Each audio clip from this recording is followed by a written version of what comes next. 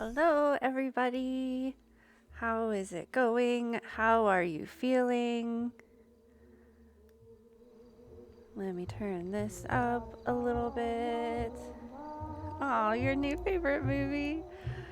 Speaking of movies, we have a movie night coming up this week. How's everybody doing? Let's talk about the moon for a minute. I'm feeling surprisingly well, but as I was getting ready for tonight, I feel like not everybody is feeling well. The energy feels a little bit weird. So, how's everybody doing?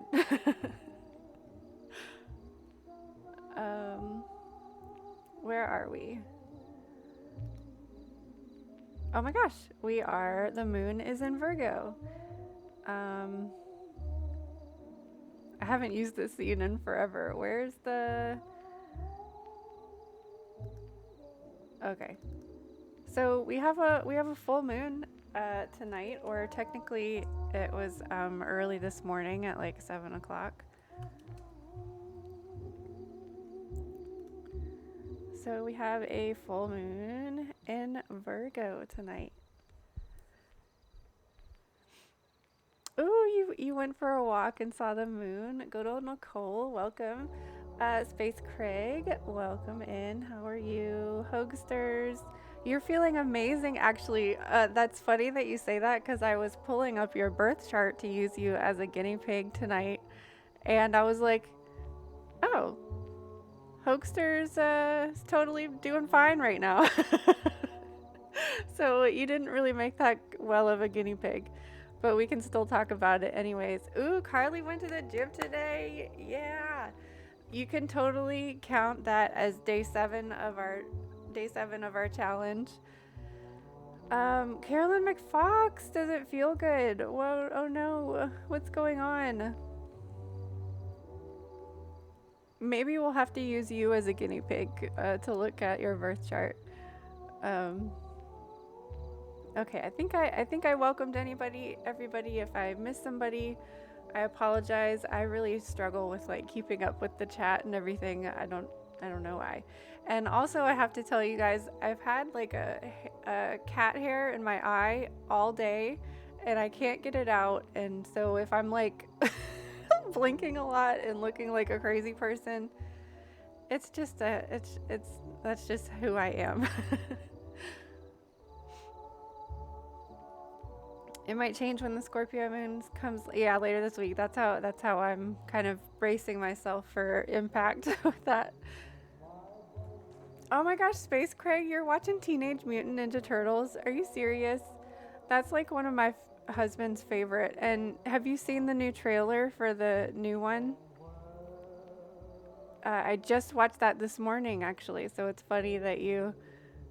Um, which one were you watching? Just like the cartoon?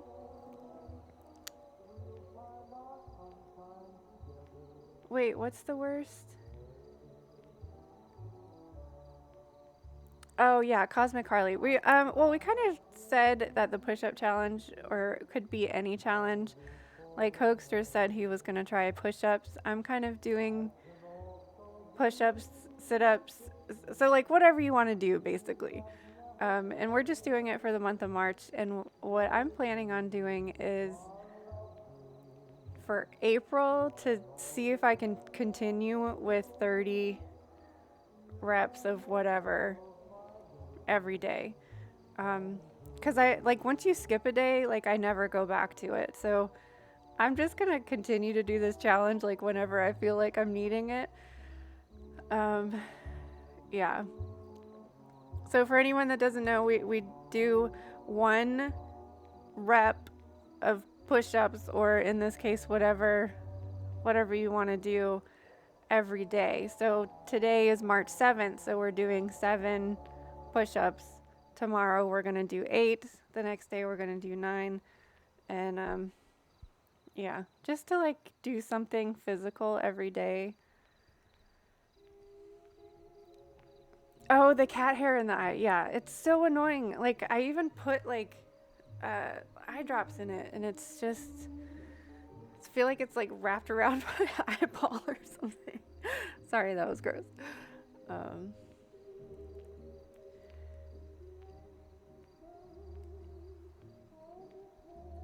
well, you don't have to do 30 tonight. You just do 7. Yeah. Okay. Then tomorrow we do 8. So yeah, I don't know. Like I feel fine. And I looked at Hoagster's chart and I was like, oh, Hoagster's is doing fine too. We can still talk about your chart though, Hoagsters. Let's look at it. That's not Hoagsters. I pulled up Amber. I don't know if Amber's here. Hers looked a little bit crazier.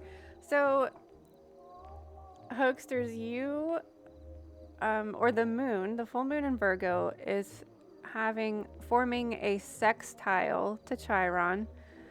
And Chirons are wounded healers, so that is a difficult thing to deal with, but a sextile is a very positive aspect. So, like, Virgo energy, the Virgo moon energy is helping you with whatever your Chiron lesson is.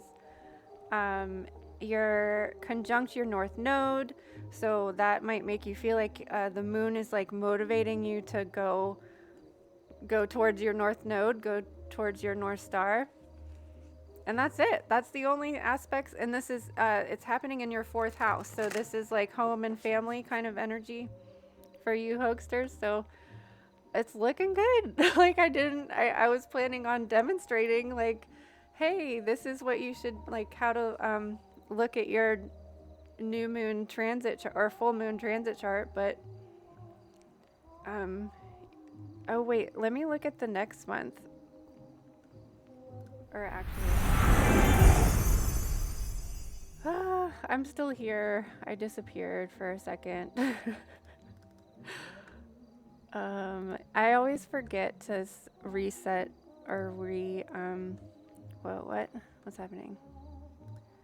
I always forget to reset this before I start, because I don't always share a thing, like do a screen share, but in this case, I want to.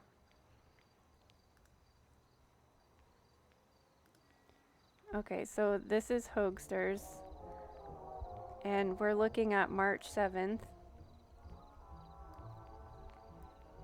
Let me make that bigger. So we're looking at March 7th here. Let me get the pointer.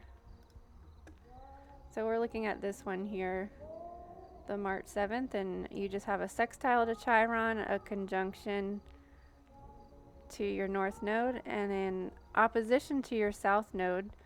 But I think you've been kind of talking about that lately, of how Pisces season is kind of aggravating for you. So you are on top of it. There I am.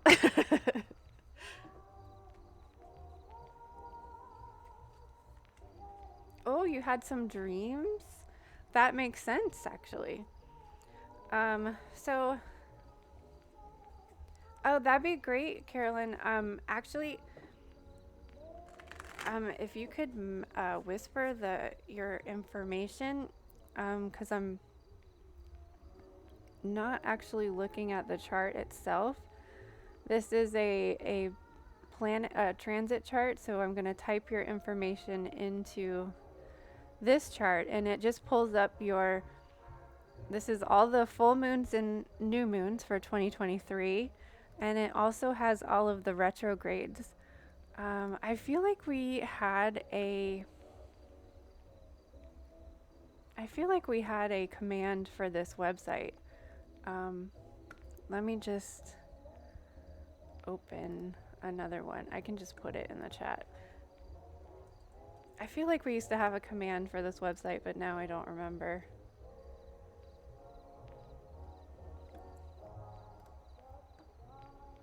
Amber! There's Amber. How is Amber doing today?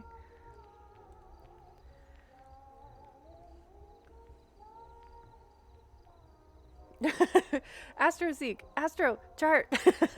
Yeah. I don't know if we have it.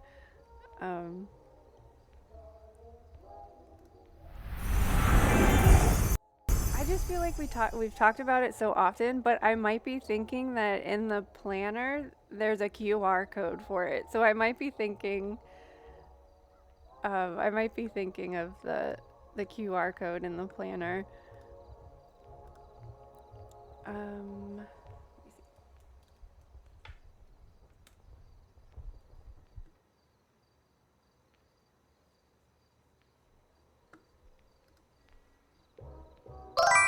Okay, you whispered it. I will check that.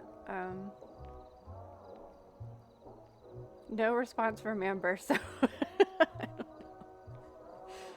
don't know.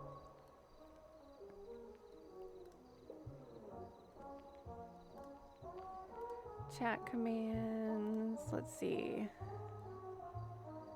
Moon. No, that wouldn't be it.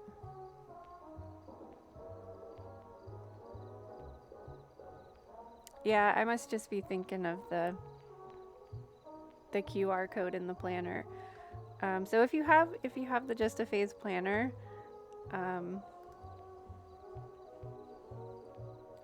did you just do that, Carly? Like for realsies? You are incredible. Oh my gosh. I need all the help I can get. Oh no. Squirrel's hungry.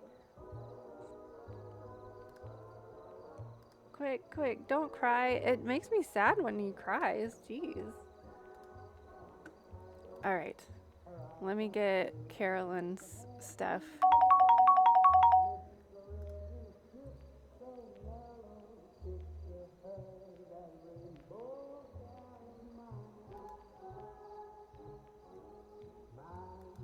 Oh, wait, where did you send it? I don't have a whisper.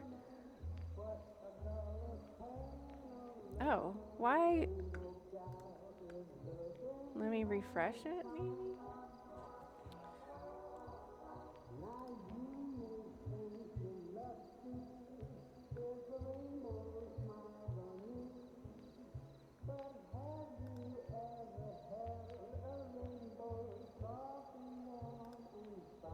Oh, there it is. Weird. It was going slow, I guess. Okay, let me plug this in, and then I do want to do like a collective reading really quick though. What scene am I on? Okay. I'm trying to do, like, we have all night, Allison. I'm trying to do too many things all at once. Calm down.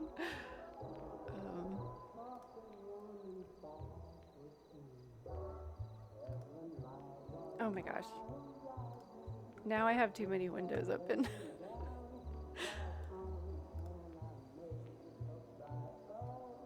Ooh, so you have a birthday coming up.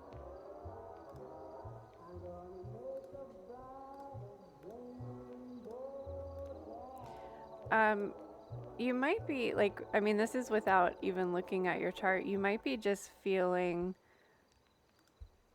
like the lead up to your birthday. I always get kind of wacky, like about a month up to my birthday. 11/27.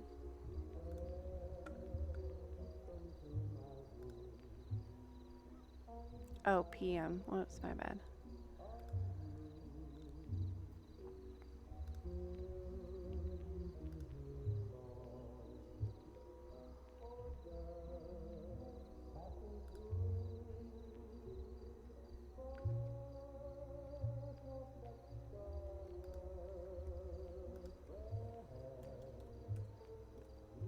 That's a silly city name.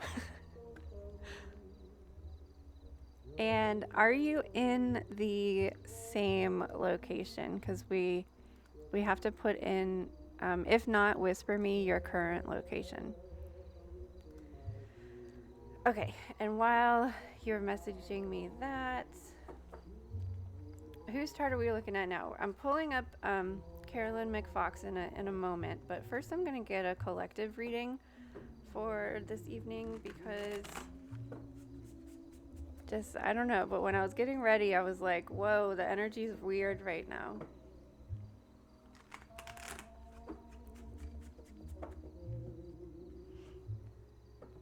Yeah, happy birthday. Almost birthday. All right, can we have an archetype card? I also felt called right when I was getting ready to use this animal deck tonight too.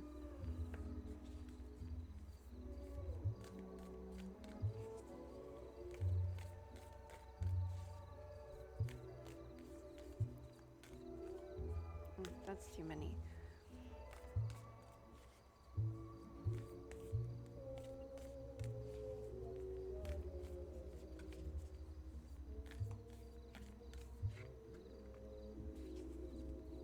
Ooh, I like this.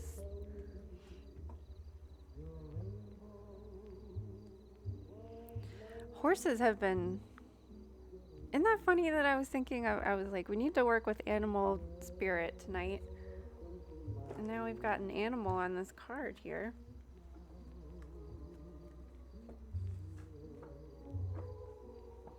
Okay.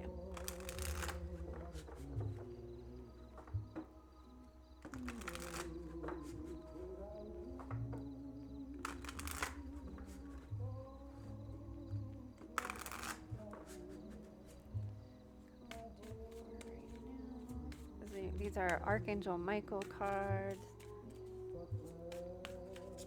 The first thing I thought when I pulled that is Artemis.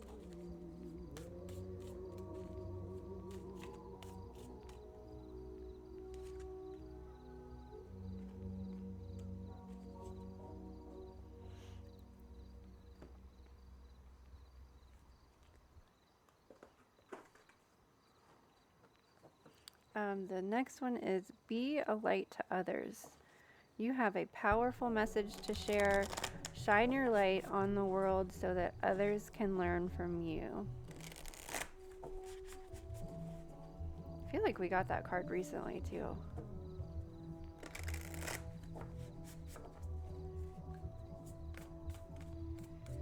And this is the Shaman Stream Oracle. You do work with Archangel Michael. This is a pretty cool deck. It's kind of new to me. Hold on. Can we have a Shaman Stream? Okay, this one. Ooh, Dragon's Horde. This is the Archangel Michael Sword of Light Oracle. So it's like all Michael cards.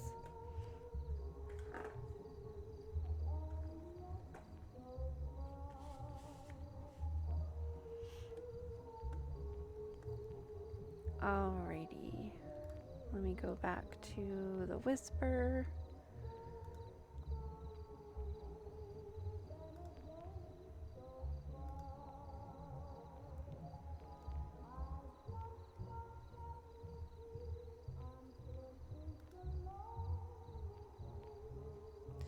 You know, we have so many members of our community where you are living, Carolyn McFox. It is so funny. I'm like, what is it about that state where people are... Oh, wait, never mind. Never mind. Oh, my God. I got my initials mixed up. Never mind, but kind of close. Never mind.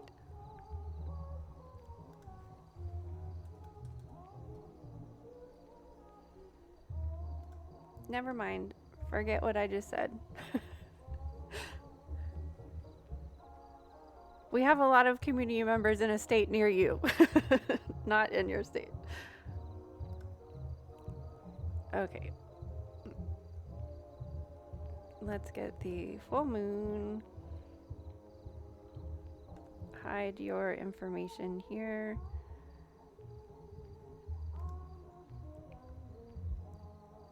Coming soon to a state near you.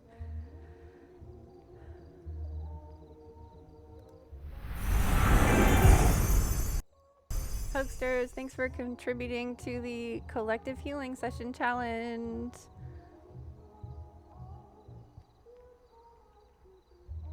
Wait, why is Fossabot like now, just now, shouting you out? What in the world? Serrated Grin, welcome. I appreciate the lurk.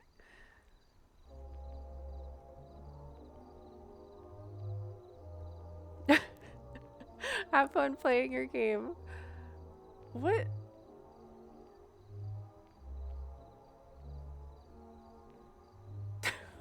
Did it just shout you out like again? Oh my god. Oh, the Queen of... Oh my god. Okay.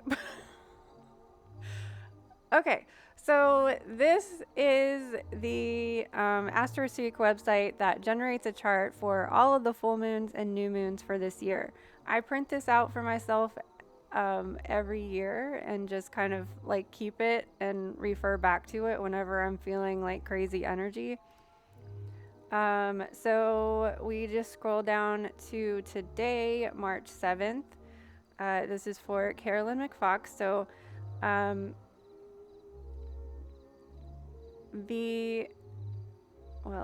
so it shows you if it's a new moon, full moon, lunar eclipse, solar eclipse, what house this is affecting you personally, then all of the aspects. So this means that like the moon is having a relationship with this list of planets in this column here. You can pull up the chart specifically for this day if you wanted to. So if you're not an old lady like me and don't print it out and just save it on your phone like a normal person would, you can always pull up the chart specifically for today. So for Carolyn, This is affecting your 10th house. So this is your career, uh, your like presence in the public eye, um, and like in general. So that it's transiting your 10th house, as well as having aspects or relationships to all of these planets right here. Um, just like we were talking about with Hoagsters, there's a trine. His was a sextile, but yours is a trine to Chiron. So this is a positive relationship, meaning the moon is aiding or assisting your relationship to Chiron, which is oftentimes a difficult thing to deal with because Chiron is the planet of uh, it's like the obstacles and the lessons that are like lifelong lessons. Like they're the things that help us heal the most, but they're also the things that help us um, or that don't that are they're the hardest lessons to learn, basically. And it's usually a lesson that spans your entire life. So something about this aspect or something about this moon is helping you maybe understand that lesson a little bit better. Let me look up and see where your Chiron is. So your Chiron is in Taurus. So that is an even more harmonious relationship because the moon's in Virgo, which is an earth sign, and your Chiron is in Taurus. So these are obstacles in regards to um, like physical, tangible things, um, your relationship with physical, tangible things. But again, this is a beneficial thing. So you might be like understanding and helping you with would be good. Well, like think of, I mean, Earth plus Earth supports each other. So um, this might be helping you kind of like solidify something in your life that you're uh, maybe at one point in time struggled with, but now it's like not as much of an obstacle for you. I think you did mention that you were kind of struggling today, and I would assume that that is probably coming from these squares, which are the red squares. So Lilith is squaring the moon, or your natal Lilith is squaring the moon. Your ascendant or your rising sign is squaring the moon.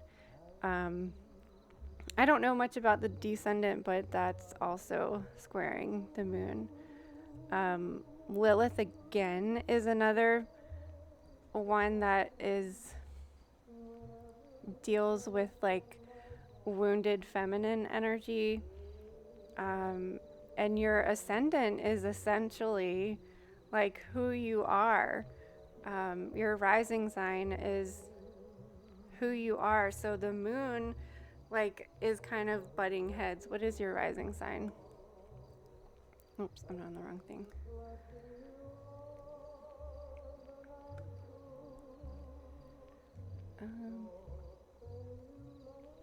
Your rising sign is in Aries. So this can create Virgo is an earth sign and likes to do things in a very organized way and to the book kind of way, like a specific way. And Aries is like, nope, let's just start this. Let's get this shit done. Like, let's go. And Virgo is trying to like rein in that fire energy and be like, wait, we have to plan this out and we have to do this a specific way. But your Aries ascendant wants to be like,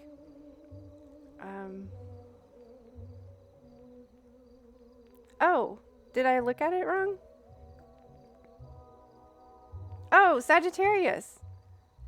Why did I say Aries? Oh, you're an Aries sun. Sorry, but still the same kind of energy with fire. Sagittarius wants to go to the next thing, is ready to go to the next adventure, the next party, the next fun thing. And Virgo's like, no, we got to slow down. We got to do things in an organized way. And they like have a tug of war against each other. Um, so the Virgo moon teaches us to illuminate those things in our life that give us routine, that help us to be of service, that it gives us structure and organization to things, whereas Sagittarius just wants to like go off on the next adventure. So take time to like plan your next adventure with this energy. Like, especially with all this Pisces energy, we've got Neptune in Pisces, we're in Pisces season. Mercury's in Pisces right now still, I think. So like dream, like write out your next adventure, have it be this like elaborate story, and then make a list of all of the how are you going to get to this adventure, how are you going to get to this next thing, is a way that you could work with that energy, because you're still feeding that Sagittarius fire with like, hey, check out this fun thing we're going to do. Instead of doing it right now without even thinking about it and jumping in too quickly, plan it out, map it out, take the steps, and do the thing. Because that like conflict is teaching you that like, if we jumped into it right now, we don't have this solid foundation to stand on, so it might crumble beneath you. So by taking those steps to plan and do things one at a time, you can like more than likely get there. But it is frustrating because Sagittarius is like, no, let's go. And Virgo is like literally trying to pull it back. So if you allow that, like, your mind to like elaborately dream up this thing and plan the steps to do it, it might happen. Does that make sense? Yeah, well, the more we tell ourselves that I can't do this, the more. But what if you like made it not feel like a plan? What if you made it feel like a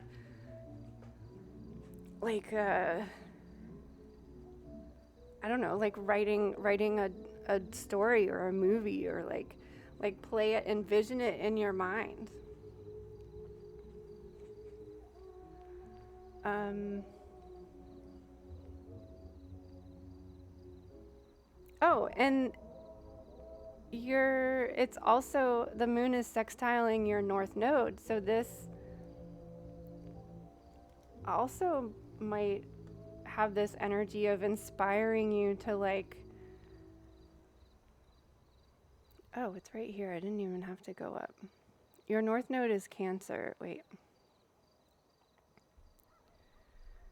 North node is Cancer in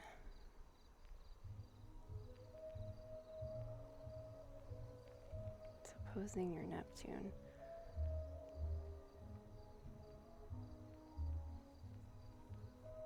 Interesting. So your next adventure might be a little more homey. Sextiling north node. Does that like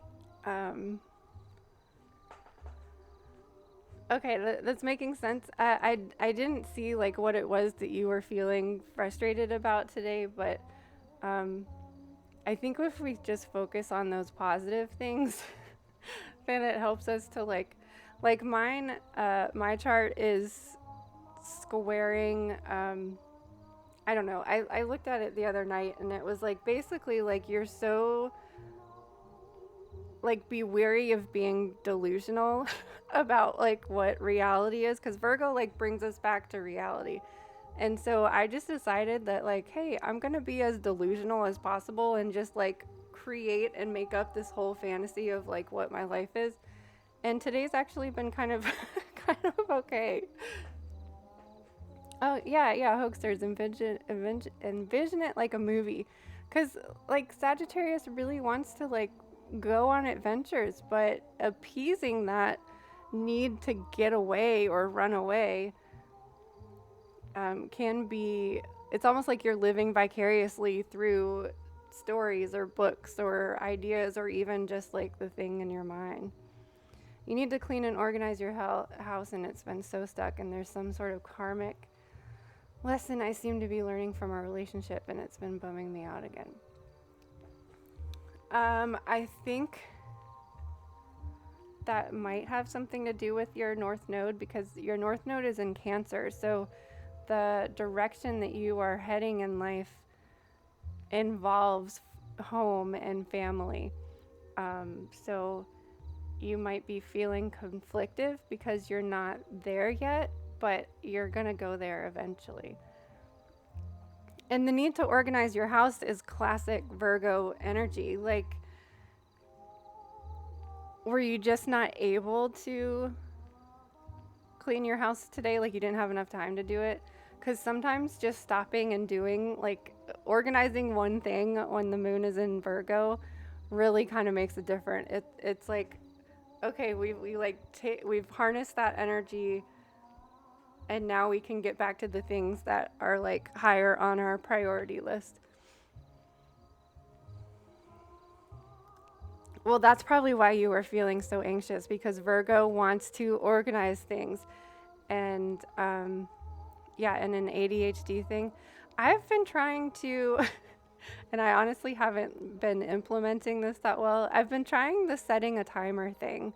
Like, set a timer for 15 minutes and clean your kitchen. When the timer goes off, you just stop.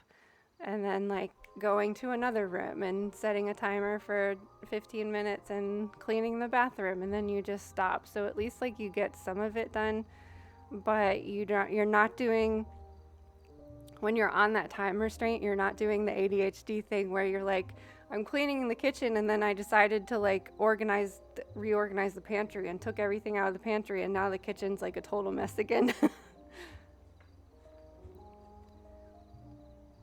If that is something that you think will help you, then definitely.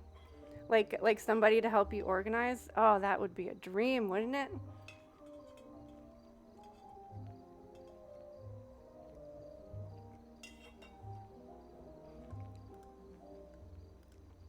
All right. So let's jump into this collective reading here. I'm so curious about this horse, especially all the Sagittarius.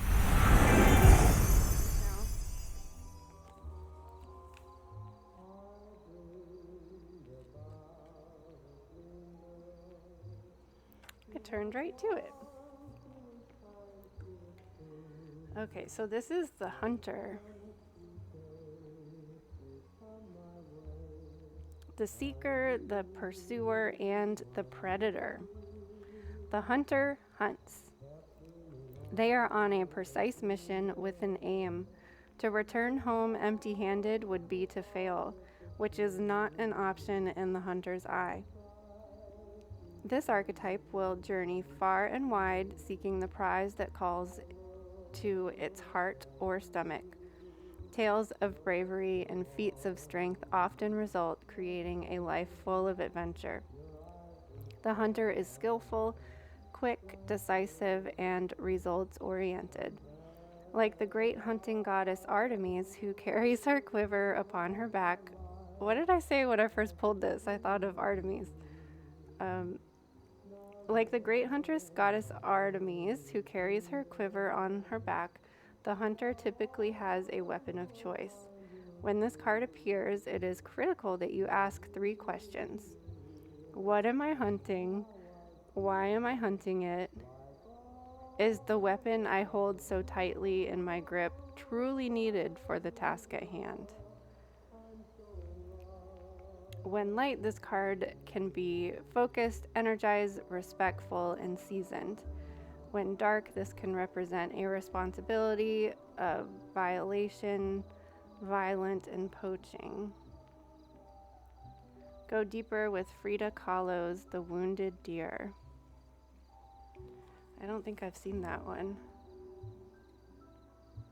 Yeah, that's crazy. And it made me wonder, There's this book, 12 Faces of the Goddess, and it breaks down all the astrological signs in terms of a goddess, and I'm wondering which goddess represents Virgo and if it's Artemis. Let me see if I can pull it up on my Kindle really quick.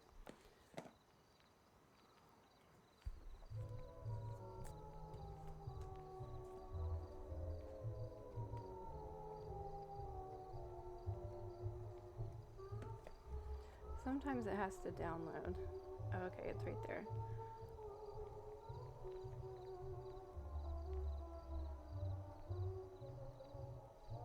Yep, it's the Virgo. Stop now.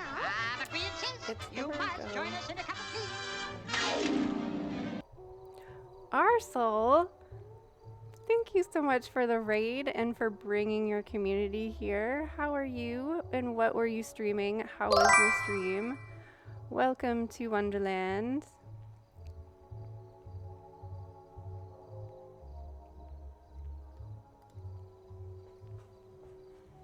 How's everybody doing on this Virgo moon?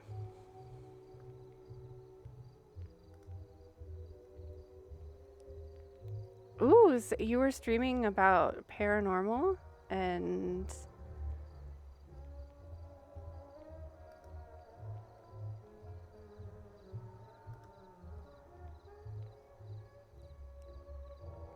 oh, you were doing tarot readings. Cool. Well, welcome in, you guys. We are doing a collective reading right now and kind of exploring astrology charts if anybody is struggling with this Virgo moon energy that we've got going on tonight. And so we just went over this card, the Hunter, and it talks about Artemis. So I was trying to remember which goddess is associated with Virgo, which is the Virgo moon. And it is Artemis. Artemis is associated with the Virgo moon. So I'll read about that in a second. But welcome in, you guys. If you haven't heard of me, my name's Allison. I am the self-proclaimed priestess of Wonderland. This is Gizmo. He likes to hang out and observe and make sure that we are doing readings accurately and all that good stuff. We also have a little friend over here, Squirrel, who is actually a raccoon, thinks he's a squirrel, but has recently reincarnated from a ghost. I know that doesn't make any sense, but that's okay because we're in Wonderland and we can be as crazy as we want to be here. I know, it's so crazy that we got this card on a Virgo moon. Let's see, I have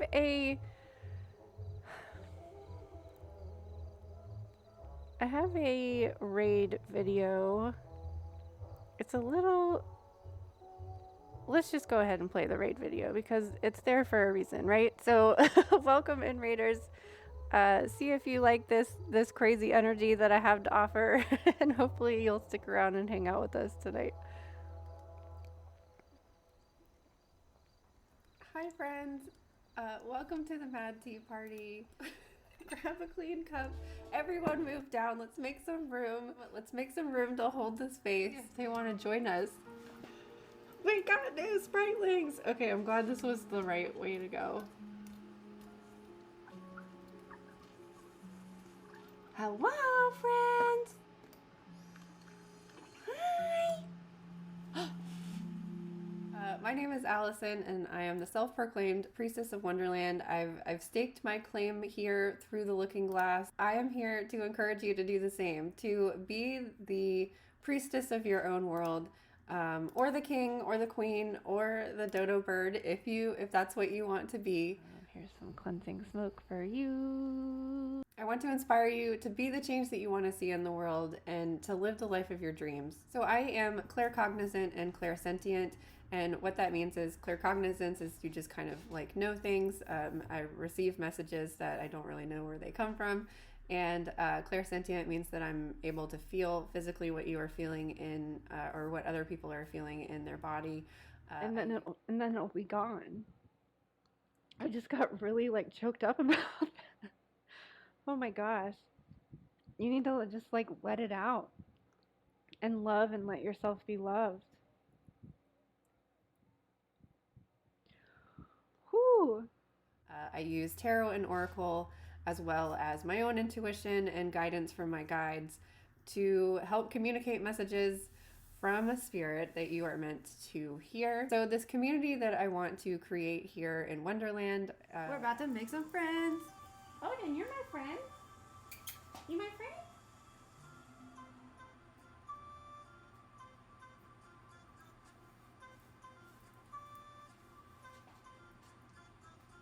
At the Mad Tea Party is to heal and transform and to grow into the person or grow into the size and that you want to be, that feels right for you, that fits you. I'm also on my own healing metamorphosis journey. And I know that it's not easy. And I know that it is, that metamorphosis is not all rainbows and butterflies and talking flowers. But I'm not feeling very priestessy today. This is why won't the point stand up, first of all? Sometimes it's dark, sometimes it's scary, and sometimes it makes you feel crazy. I feel like a crazy person. I'm a total shit show, and I'm not afraid to admit it. And I'm not gonna I'm gonna try to show up and do my best. Like that person, I call her Dark Priestess. She's a part of me, and I have to love her, no matter what. What I'm here to tell you is that you can't help that because we are all mad here.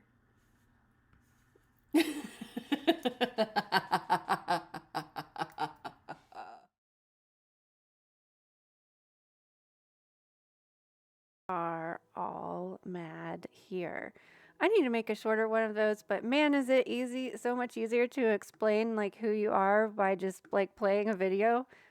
We need to start doing that in real life. Like, here, this is who I am. If you don't like this video, then don't be friends with me. Oh, I turned the music off too.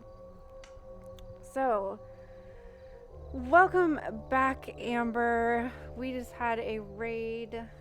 We've got some new friends hanging out. Thank you for treating our best friend Squirrel. He was hungry. He gets hungry a lot. Okay, so the hunter, so I should have probably read this before.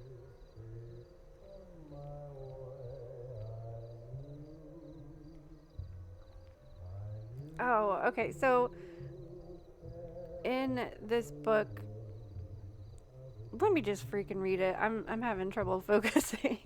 Okay, so the Virgo woman is born under one of the most misunderstood signs of the zodiac. Contrary to pop astrology lore, she is neither boring nor prudish. Truth be told, the Virgo woman often has an earthy sensuality that gives Scorpio a run for her money. She is also highly intelligent and sharply analytical, which are a far cry from the dull Virgo stereotype that is often bandied about on the internet. Part of the reason for her undeserved reputation comes from the misunderstanding of the symbol of her sign, the Virgin. When it's taken out of context from its original mythic meaning of whole unto herself, the Virgo brings up visions of an inexperienced, uptight, straight-laced, and puritanical woman who is disconnected from her sexual nature. There are many virgin goddesses throughout numerous mythological traditions. Notable virgin goddesses in the Greek pantheon are Artemis, Athena, and Hestia. The main defining characteristics of the virgin goddess is that they did not marry or have children. In the patriarchal society of ancient Greece, women were considered the property of men and were not a viable part of social life. Women's main role in life was to bear and raise their husbands' children. To be a virgin goddess, not beholden to any male authority, was to have a kind of freedom not known to most mortal women. Because they were not preoccupied with the business of procreation and marriage, or the distractions of romantic love, these goddesses embody a myriad of other attributes such as independence, strategy, and self governance. So, in terms of Virgo the Virgin, let us redefine the meaning of the word so it's closer to a definition to its original meaning. This is not to say that Virgo women cannot have children or successful marriages. It's that these things are not the only way to measure success, nor are they necessary driving forces in her life. She is her own woman, complete, self-sufficient, and autonomous. I can never say that word. So basically, a Virgo person doesn't necessarily have to define themselves by being a virgin or abstaining from relationships or sex. It's that they are focused on the hunt. They're focused on refining their skills and being the best version of themselves.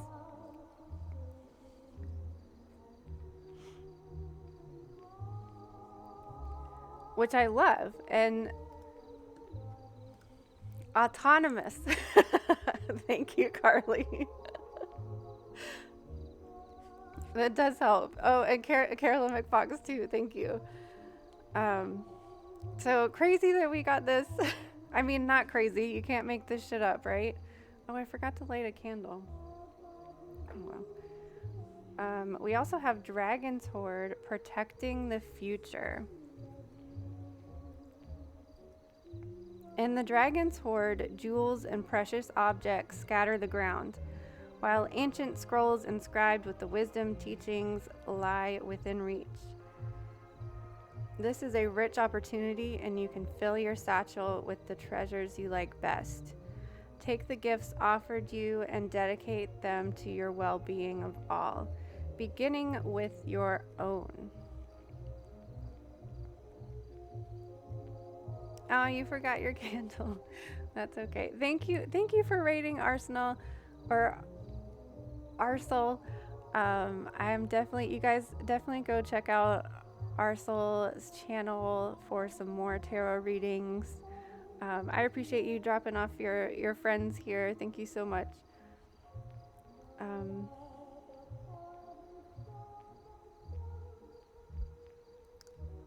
I lost my train of thought. Take the gifts offered you and dedicate them to the well-being of all, beginning with your own. But beware, all that glitters is not gold. Select the precious treasures that will further your spiritual growth and avoid the shiny objects that are empty of real value. This is like totally a collective message here. Know that the hoard does not belong to you. It belongs to our grandchildren. What is the inheritance that you wish to leave for tomorrow? What seeds are you planting that you will harvest in your old age when you are weary? What seeds will bear fruit after you are no longer there? The dragon guards the legacy of the future. All who come empty-handed or to fill only their own pockets with gold lie in a dusty heap of bones. You have been allowed entrance by virtue of your kindness and spiritual practice of sheer luck. Consider as well that your present this moment is the future to the dragon. You may be the one we have all been waiting for, so do not hesitate to take what bequest has been reserved for you since the beginning of time. This is the time to be bold. Do not delay or overthink. Remember to bring an offering for the dragon, lest it believe you are its lunch. A simple prayer will do. This is a very interesting message so far with the Artemis and like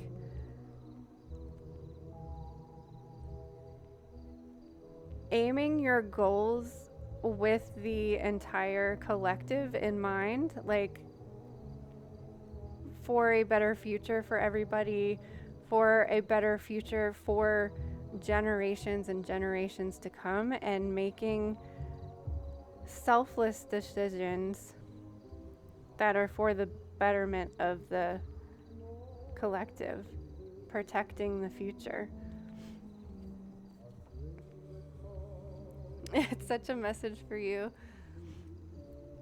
It's interesting. Like this, we were talking about this when Yo Erica rated the other day because the card that she got um, was like 7 generations behind, 7 generations ahead, and that even if you decide not to have children, like the Virgo does, doesn't mean that you're not leaving something for humanity.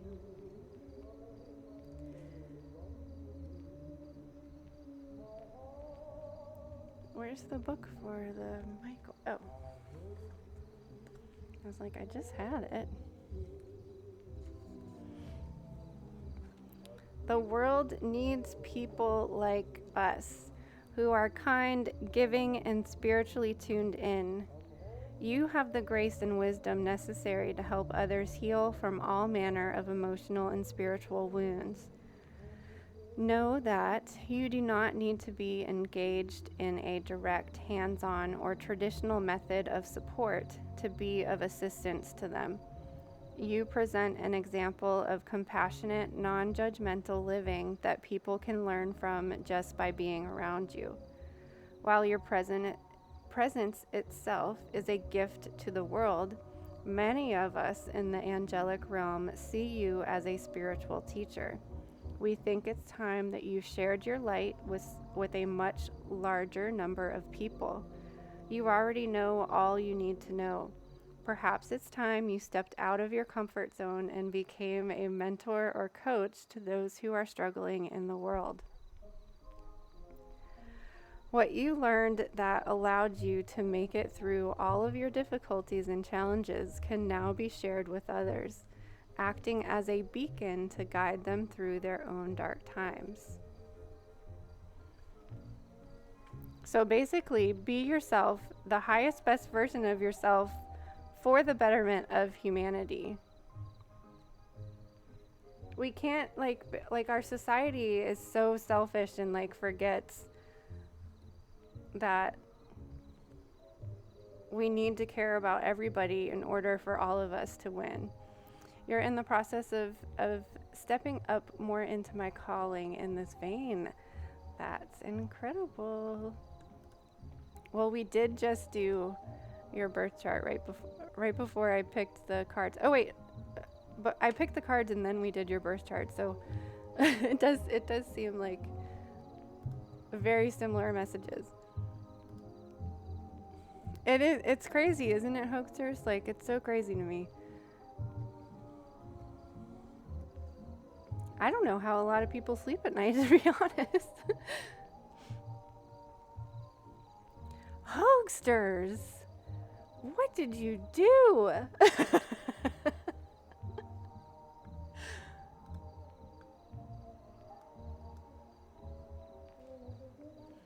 Let's see. Do you want to do a tarot reading?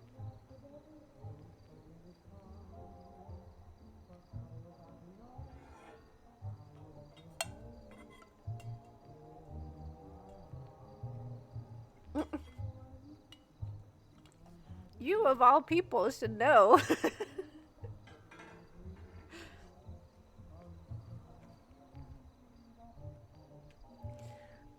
Well, I mean, we may as well jump into readings. I think I don't know if I can explain anymore. I mean, I think it's pretty straightforward.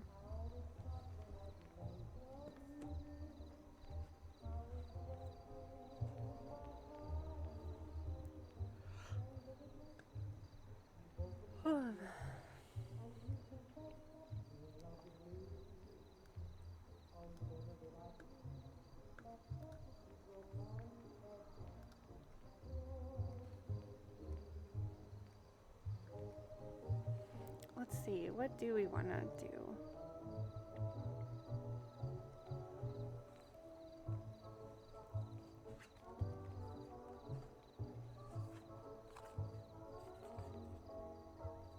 I just love that combination of cards so much.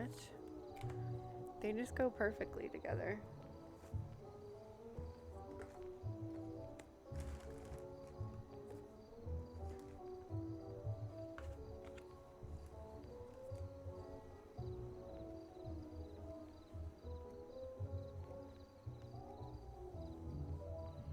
Yeah, I'm doing a sub only tonight, or you can, if you want that like combination, I have like a special, um,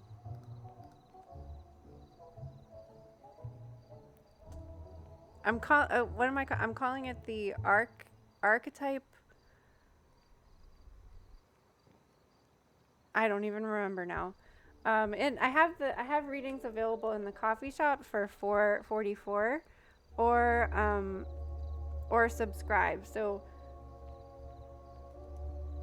whichever works best for you. I'm still like getting about the same. Um,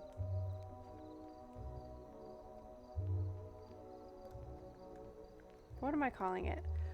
Uh, Archangel Archetype Dream Oracle Message, which was the combination of cards that we just did um, just now for the collective reading. Normal tarot for you. Okay. Let me.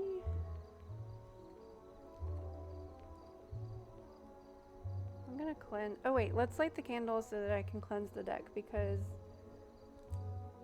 I forgot to light the candle and the tarot cards have been traveling. I feel like they need some extra cleansing.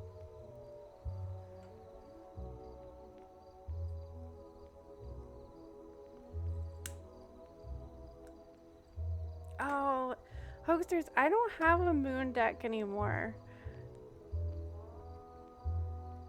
I need to get one. I just didn't resonate with that deck for some reason, so I did that one in a giveaway, and I haven't gotten a moon one because there are so many moon decks now.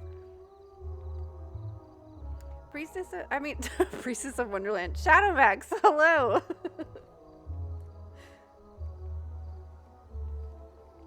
All right, so we've got an orange candle going for this Virgo moon.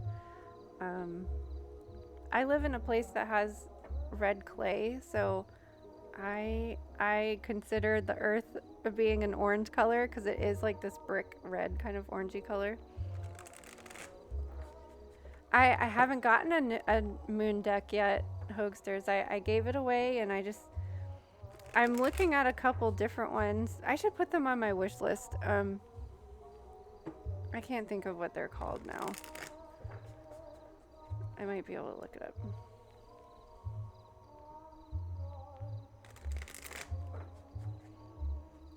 Oh.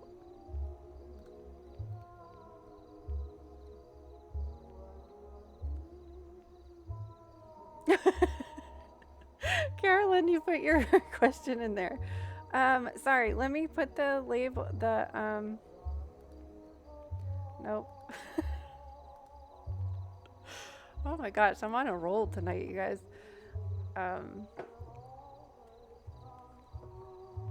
Ooh, you got a Moonology deck? I'm pretty sure that's the one that I used to have by Yasmin Boland. She's doing a like a moon free seminar thing. Like it's like a 3-day thing. I was considering her manifestation or moon manifestation deck. But I just really didn't resonate with the Moonology one for some reason. I really tried.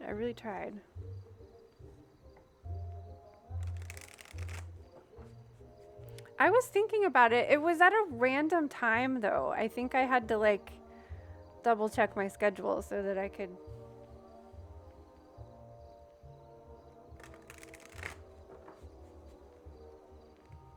Thanks, Space Craig. I hope you're eating something delicious.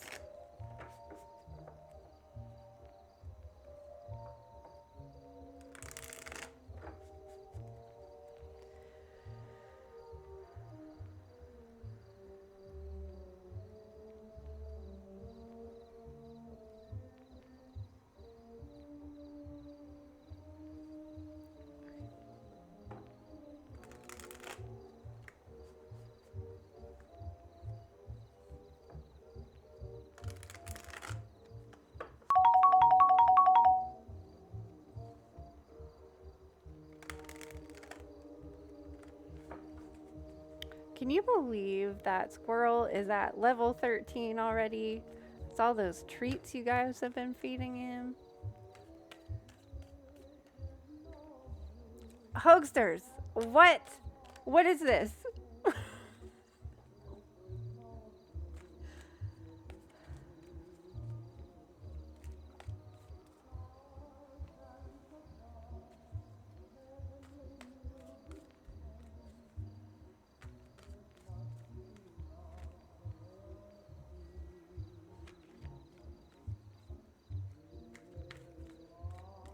Well, we fed him so many treats that he was able to reincarnate, and now he's a squirrel that's hibernating for the winter, so he needs lots of treats.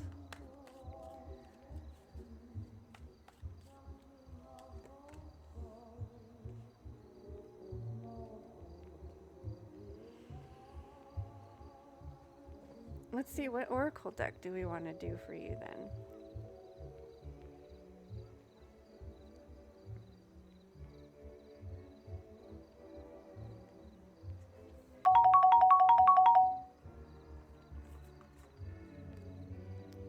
I'm going to do a chakra for you, but we can still do like another oracle card.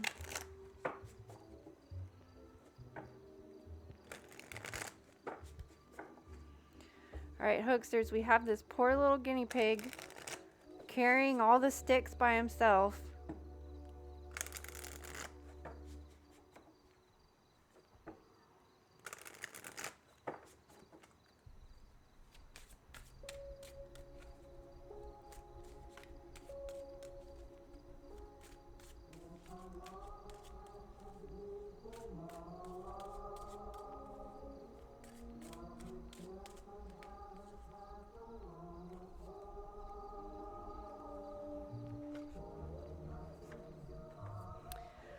Okay, so I think I'm kind of getting a message of we've gotten this poor little guinea pig so many times for you. And I think you do it on purpose. I think maybe you overload yourself with so many things on purpose to distract you.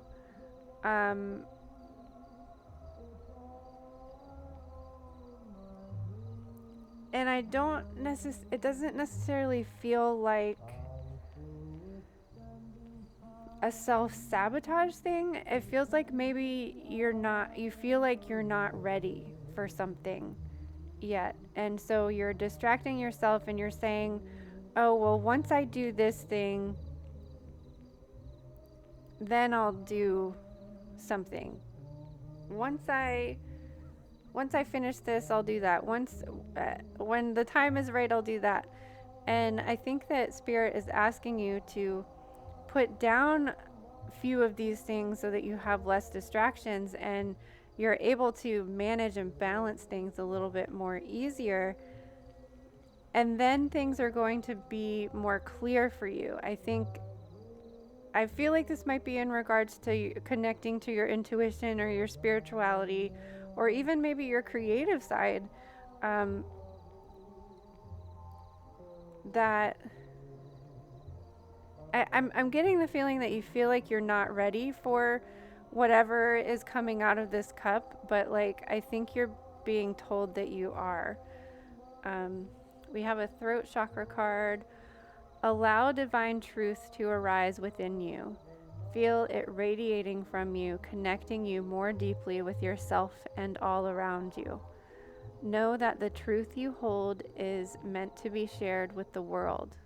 Empowered by compassion and conviction, delivered with love, truth is a source of deep healing for you now on all levels. Alignment with your truth can manifest miracles within your body, mind, and spirit. So this is a throat chakra card. The crystal is turquoise and the herb is bay laurel to connect to that throat chakra energy. But yeah, don't do too much. You always get this little guinea pig card. The Ten of Wands is carrying too much, overloading yourself, and this feels like it. You're purposefully overloading yourself so that you don't have to sit and meditate and reflect on your spirituality and your spiritual path and like where you want to go and what you want to do.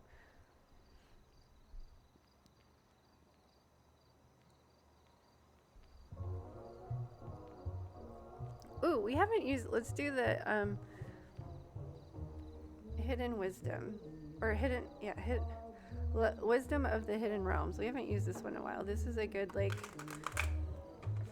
kind of substitute for the moon deck, I feel like.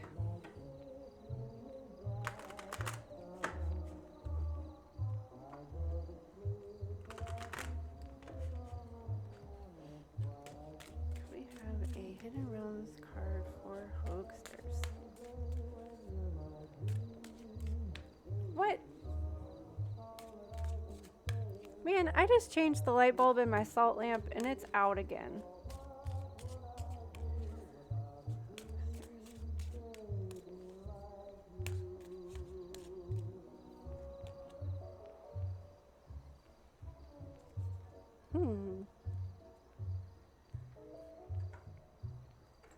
Alright, we have the Dream Walker. But the Dream Walker is upside down. Dreams, the collective good, and illusion. So, you were mentioning a dream earlier. What? I'm trying to figure out. I believe there is a dragon behind her. Whoops. I thought at first that it was like a tail, like she was a mermaid transforming. But I think there's actually a dragon behind her. 2 dreams?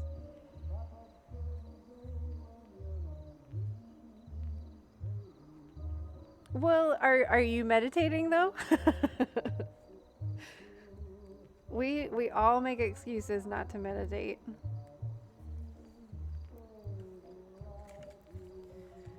Okay, so the Dreamwalker, she's coming to us in reverse. She challenges you to wake up from your restless sleep, in which you are not dreaming at all. This is the time to remind yourself of your passions and the aspirations you may have left behind. Perhaps you should reconsider and allow yourself your precious dreams again.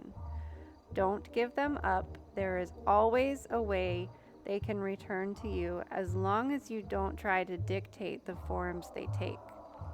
Another way the Dream Walker challenges you is when you're in the middle of a nightmare brought on by you or by others. Wake up and don't struggle, for she reminds you that the divine will lead you out of the bad dream and into a much better one. This too shall pass. Be mindful that you have a unique and special purpose. You're always actively influencing your reality through your thoughts and reactions to life challenges.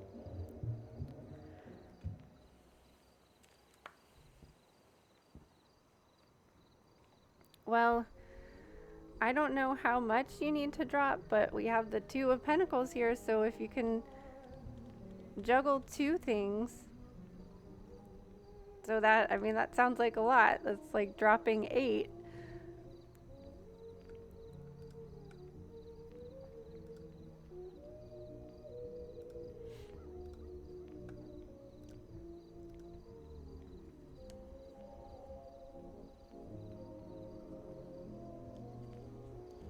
And like when we make these changes, it doesn't necessarily have to be forever. If you allow yourself to slow down a little bit so that you're not carrying all this weight, narrow it down to 2 things, then you can find clarity and more direction of where you want to go, and then you might not even want to pick those things back up again.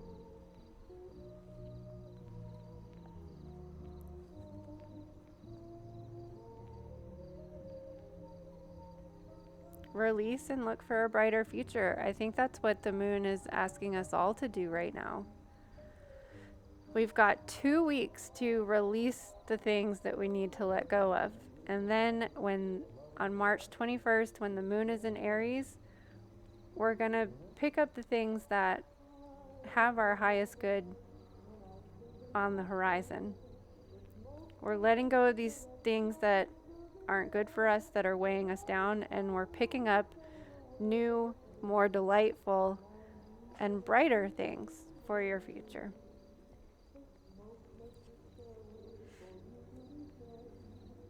I always forget how much I love this deck.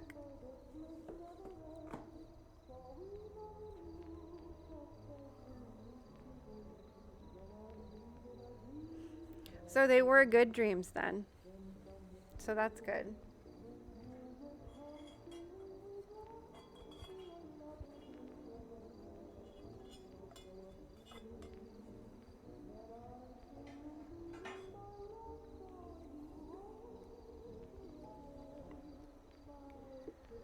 Okie dokie. So, hoaxers, are you writing down your dreams in a journal?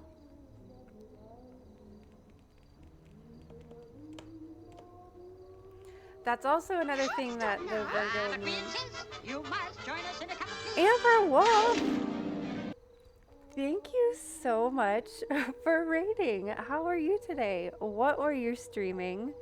Welcome to Wonderland, everybody. Wow, today's a busy night. Thank you so much for bringing your community here. Thank you, Amber, for following. Also streaming tarot. Wonderful. It is a night to do tarot. It's a full moon after all. So let me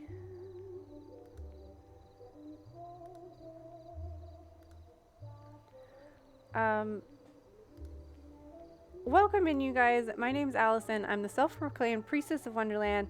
I'm going to play a short video because we just played a longer raid video, but hopefully this video will give you the gist of what we like to do here in Wonderland.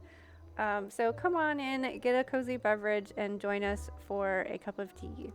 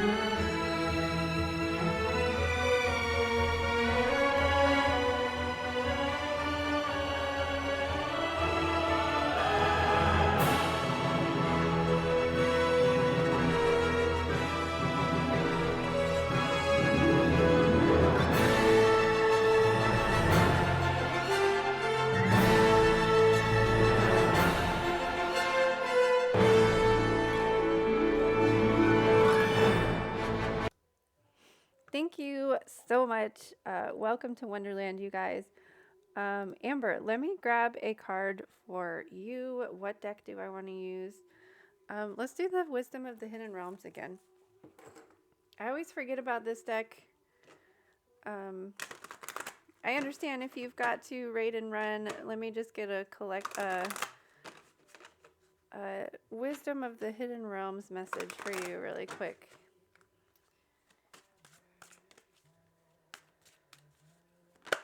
Whoa, okay. The Fire Prince wanted to jump out for you. Optimism and aggression.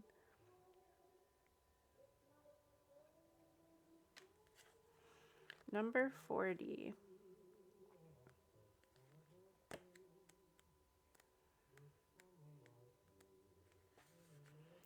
When the Fire Prince arrives as your ally, he lets you know that he represents the invisible forces behind all manner of manifestation. He brings you the gift of optimism. You will be rightly inspired to move forward and take confident and assertive action to reach your goal. Envisioning the path of the highest good with an optimistic outlook, the Fire Prince also brings you the gift of a miracle. Things come together as if by magic to create the reality you seek. You have every reason to be hopeful. Move forward knowing that you have everything you need and more. Just remember to share the enthusiasm, believe in others, and be optimistic for them. And your good fortune will multiply. This almost kind of sums up a collective message that we did at the beginning of stream. And this is also something that the Virgo full moon in Pisces season teaches us, to grab our dreams from the cosmos and bring them into the Virgo physical 3D world. You can do it. Focus. Or don't focus. There we go. Are you a fire sign by any chance? That would be a good card for a fire sign. And thank you again for bringing your friends here. I appreciate it so much.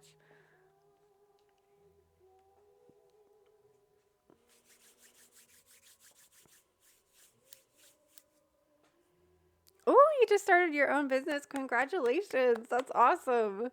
And exciting. And scary, but exciting. Working for yourself is the best.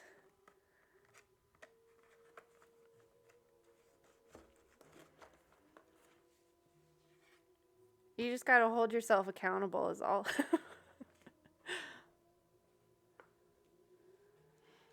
You know what? When I was reading it, I was thinking of you too, Carolyn. Because you've got that Aries and the Sagittarius.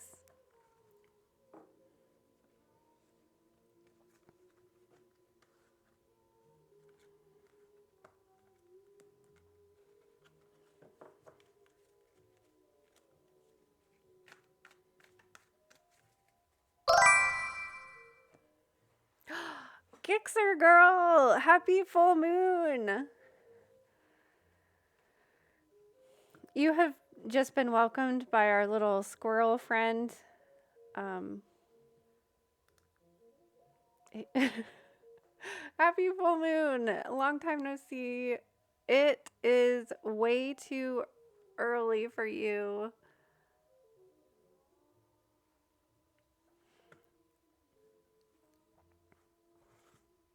Let's get a card for Gixer girl real quick.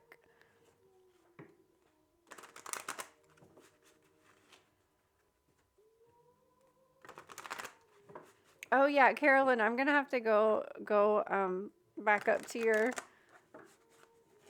your question.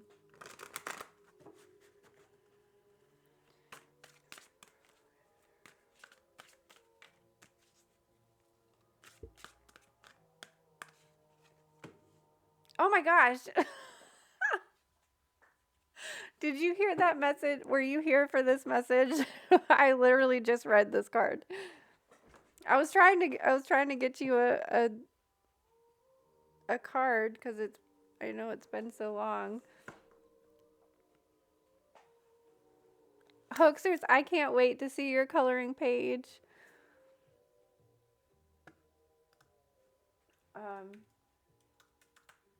We had a coloring stream last night, you guys. If you're interested in coloring a one-of-a-kind coloring page, click that link right there. If you have access to a printer, you can print it out and color it. And please share it with us in Discord.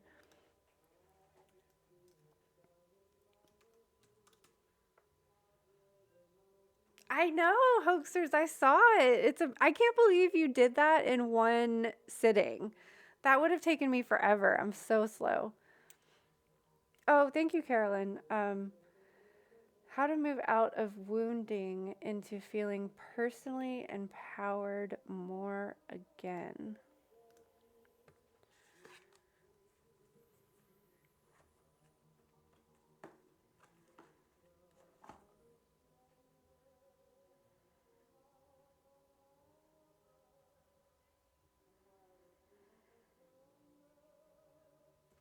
I think I want to use this cat deck.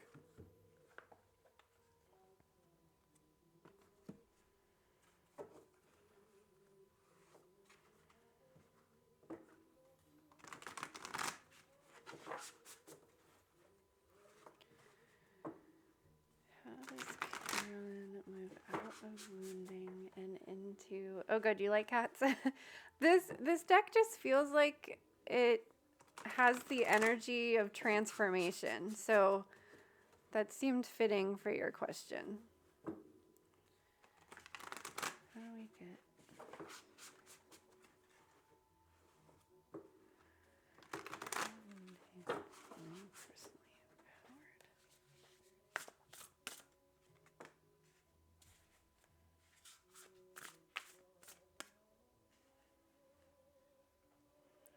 I think we're going to need a close-up of these.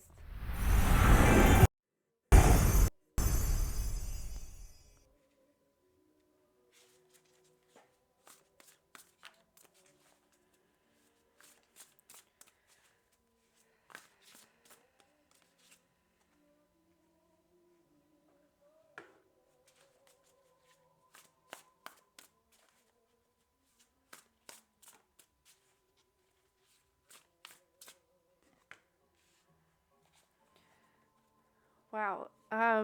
Literally the transformation card. So we have the High Priestess, Death, and the Hanged Man.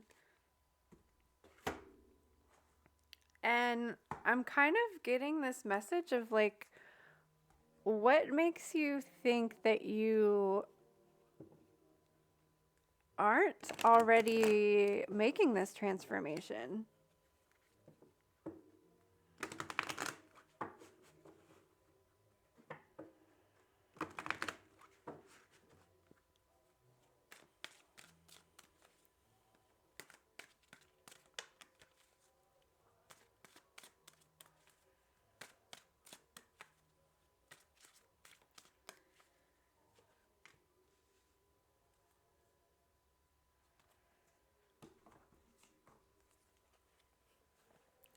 I think you are. I think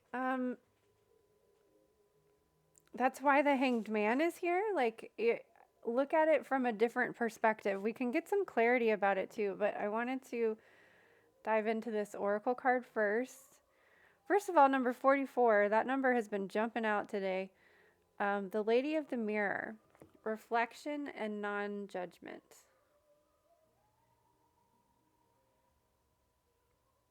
But she did come to us in reverse.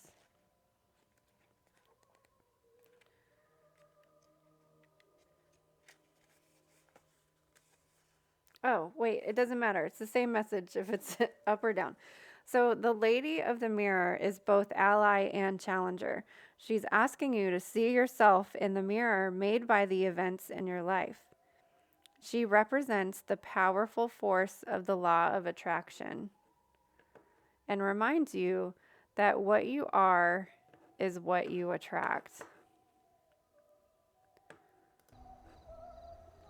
I just realized the music wasn't on. This isn't to say that you need to blame yourself for inviting transgressions or even find yourself a victim of a big picture event. This is a distorted interpretation of this law. Certain events are fated to test our faith. Rather, find yourself within the web woven throughout your life. Your relationships, opportunities, desires, seeming failures, and successes.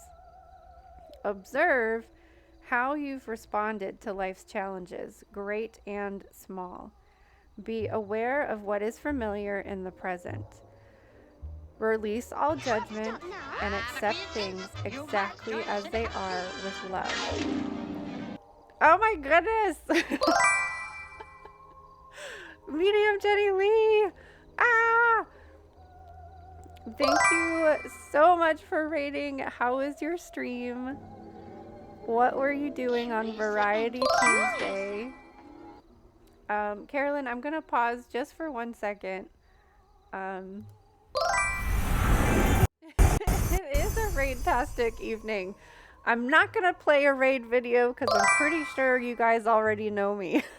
We've already done that. Wild Librarian, welcome. I love your name. Yeah, so my bot is going to shout you out like 5,000 times. Keisha, welcome in. Giant of the Frost, welcome in. Raintastic evening. Void Cat Loose, welcome in. Did I miss anybody?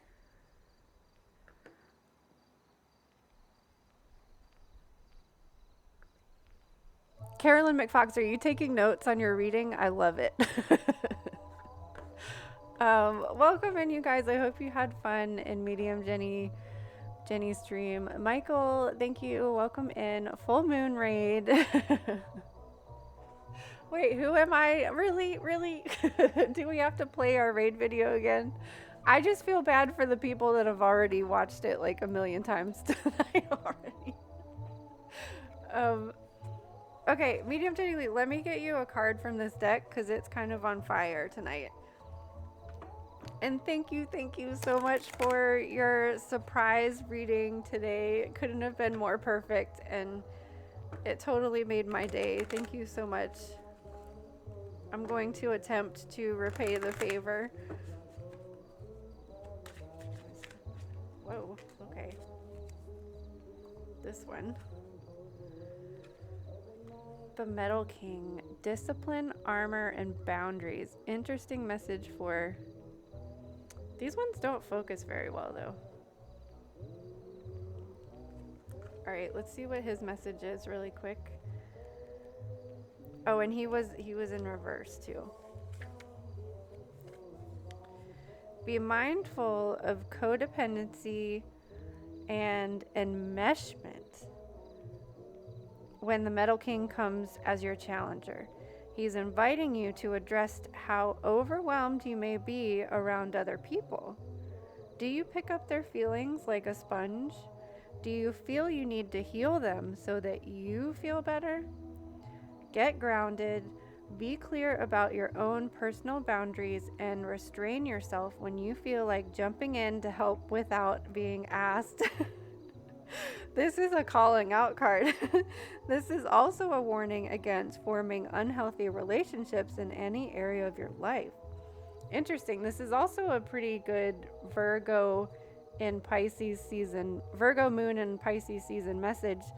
And the Saturn transitioning into Pisces, I think we're all going to have to be more careful about the boundaries that we're setting with all of our relationships. Even if like a boundary has been working in the past, I think we're going to have to like change all of the boundaries for our for the next few years while Saturn is in Pisces. I think we're all going to have to like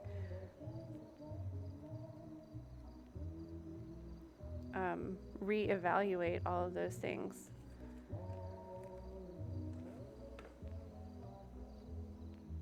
Quit depending on Frosty. Fix your own darn computer. Oh my gosh. What happened? Did we have technical difficulties this evening? I had my husband and I, we totally had to work through codependency. And I think that comes from like getting together young. Like, how are you not codependent when you've been with somebody for like when you started your relationship at like an early age? Like, how do you not? I think that's only... Oh no. Oh no. That sounds like a lot. That sounds like... Well, you were able to stream tonight still, though, so you got everything fixed then. Okay, that's good. Dang, you guys, Mr. Squirrel has been crying all night. Squirrel's having a hard time on this full moon. He's super hungry. He's trying to eat his feelings. All right, thank you again for the raid. Welcome in, you guys.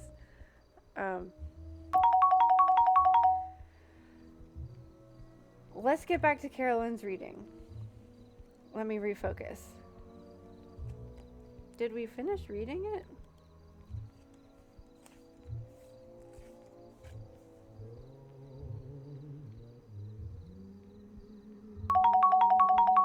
No, I don't think we finished reading it. So, the Lady of the Mirror asks you to honor every part of your story as essential to your highest unfolding. Can you see yourself as being exactly where you need to be on your path? Do you love what you see in the mirror? Can you perceive your part in your reactions and the motives behind your current inquiry? Let me read that again, because you specifically asked, how do you go from wounding to empowerment? Can you perceive your part in your reactions and the motives behind your current inquiry? You will find the answer in a thorough and honest self-appraisal. And I think the message for you, because we have this hanged man here, Carolyn, is that you're looking at the past as like failure or as being wounded. But I think by changing your perspective to looking at it as lessons and what you've overcome, then you'll find empowerment, because you're like, wow, I lived through that. I overcame that. I did that thing. Look how powerful I am. Honor every part of your story. Like, the things that we did when we were younger or in the past, we didn't know any better. We did the best that we could in that situation, just like you're doing the best that you can in the current situation that you're experiencing now. Okay. You got it. You are powerful.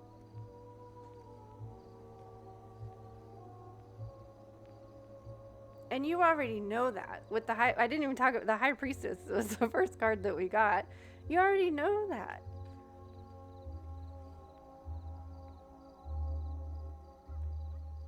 Yep, I've been there. I did that, and I will do better next time.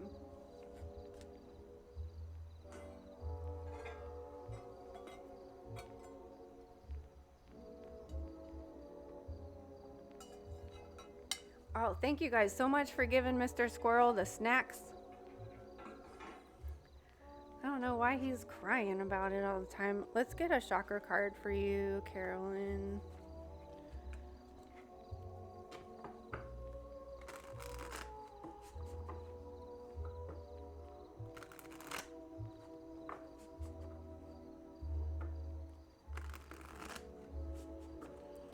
We have a chakra card for Carolyn, please.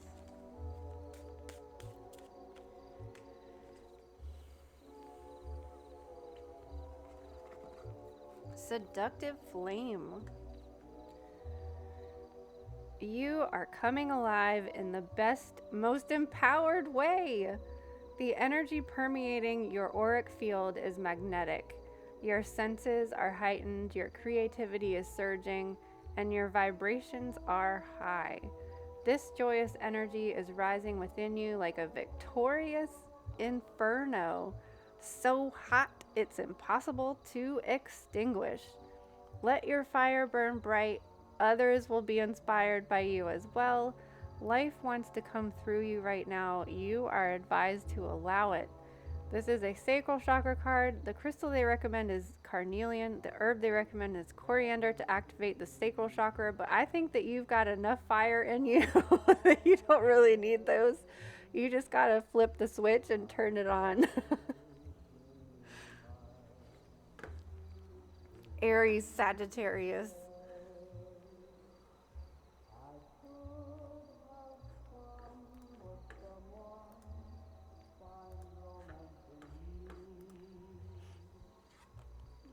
Oh yes, and I have to tell everybody that's just come in, and I don't think I told the last people either. Something is wrong. I got a cat hair in my eye, and if I'm like blinking and acting weird or touching my eye a lot, that's why. It won't come out. I've been trying all day to get it out.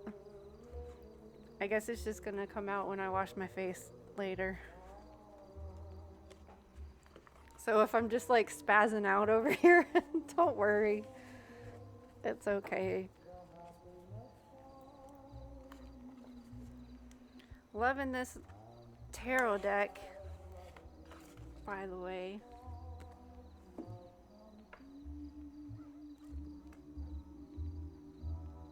I'm flirting with you. Well, I'm a really bad winker, so I'm pretty sure it looks more spazzy than anything. Oh, wait. I'm not even...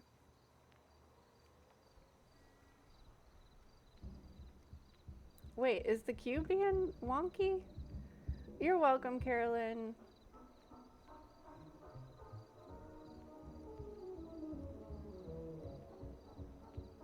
Yes, you are. You should already know that you're powerful. I thought I saw somebody else join the queue, but it's empty right now. I forgot to skip to Carolyn. We just did Carolyn. Am I crazy?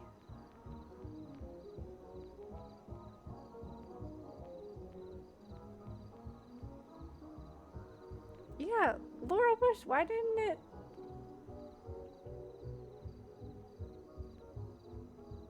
I saw the Laurel Bush Crafts join the queue. General read for the rest of March, but it didn't get on there. I don't know why.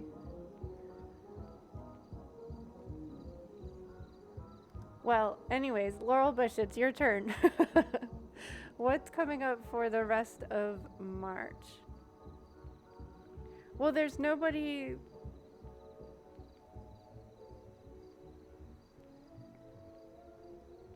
Oh.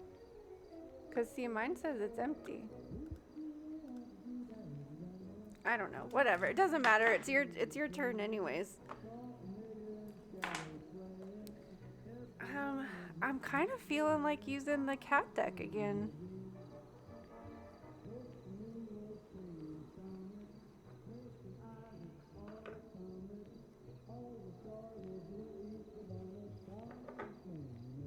Can't stop now. But we insist. You must join us. Are you for serious? Divination Station? What is going on tonight? Curiouser and curiouser. WF Star Fox, welcome in. Wait, I just missed what Keisha said. Linguist had one last night that was in the list, but... Oh, when she closed it, they disappeared. Interesting. Yep, well...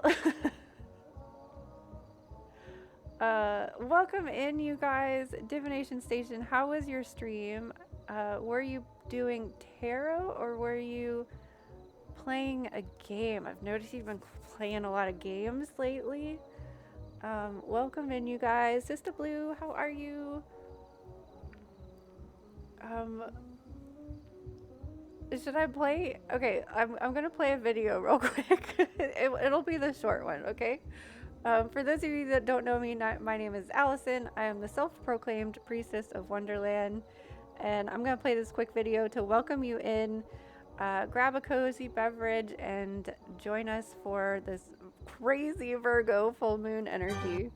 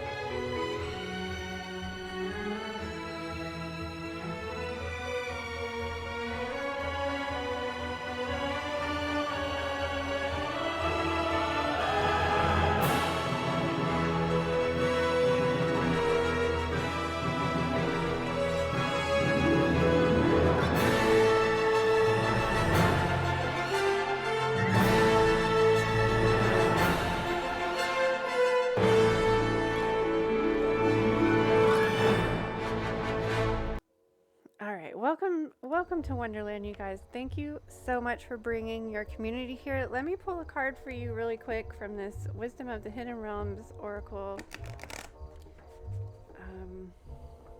You were also doing tarot and astrology. Fun! What kind of astrology were you doing? I've been encouraging people to look at how this moon is affecting their charts with the AstroSeek transit chart thing. Words.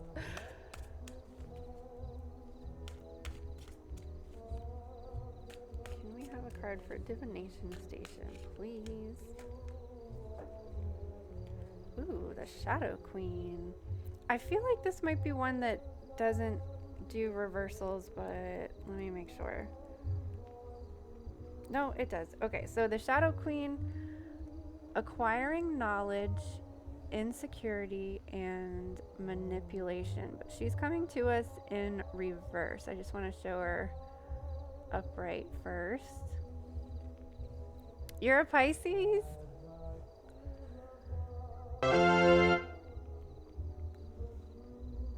Okay, the Shadow Queen gently asks you to address your innermost character flaws with compassion. For now, it's time to bring your wounded self and hidden agendas into the light.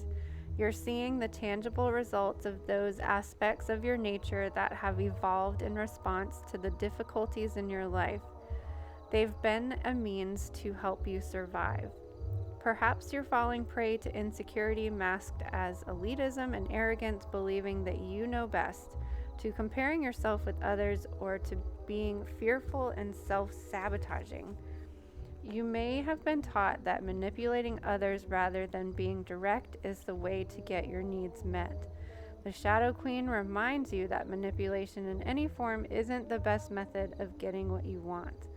Another meaning that can also apply in this is this possibility that you're being affected by someone else's wounded self. Perhaps you are the one being manipulated.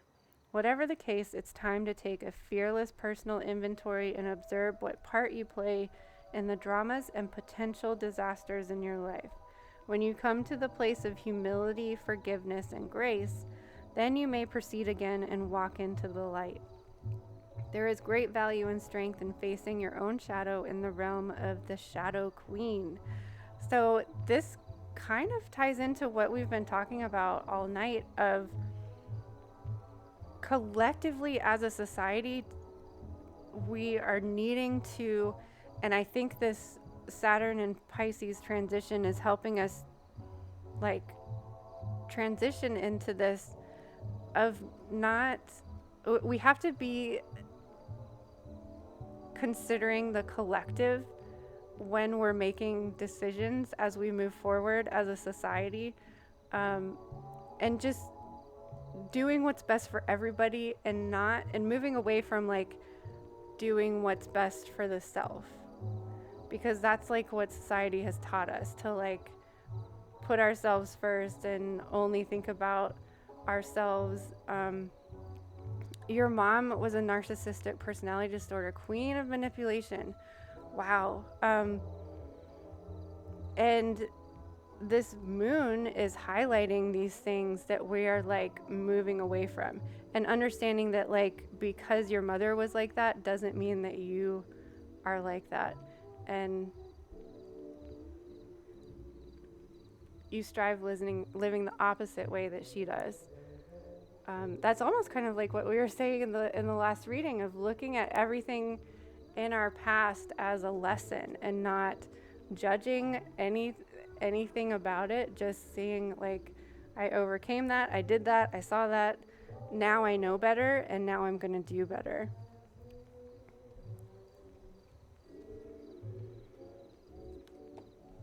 Yes, we can all do better. And thank you again for bringing your friends here. I appreciate it.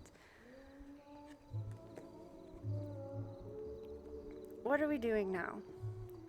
We're doing a reading for the Laurel Bush. And I was figuring out if I wanted to use, I think I want to use this cat deck again. Me too, man. I think that's what we all have to finally get to, that point of like, we came here to experience and learn. I really have to remind myself that there's no like getting to that point of perfection, that like once you get to the like goal that you've set for yourself, there's always going to be another one. There's always going to be another lesson. There's always going to be another door to go through. There's always going to be another something. Ooh, yes, perfection is an illusion. I like that. Illusion has been kind of a key word for today for me. Frowning might happen from time to time. Yes, hoaxers. All right, so what does, let me focus.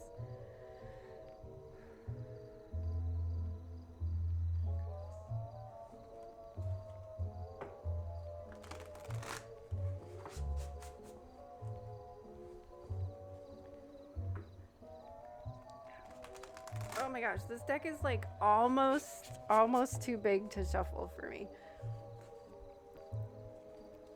Life ain't all sunshine and rainbows, and that's okay.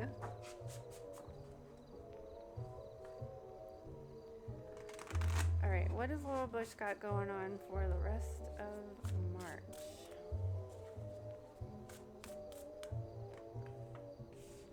I'm gonna switch to the close-up of these kitty cards.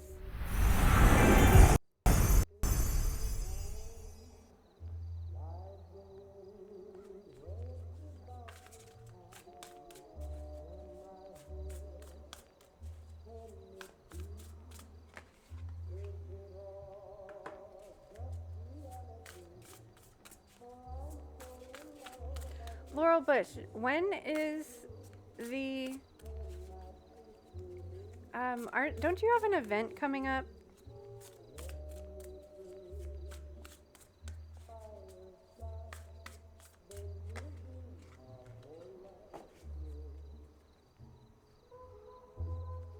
Oh, thanks, Divination Station. I'm glad that our paths crossed as well.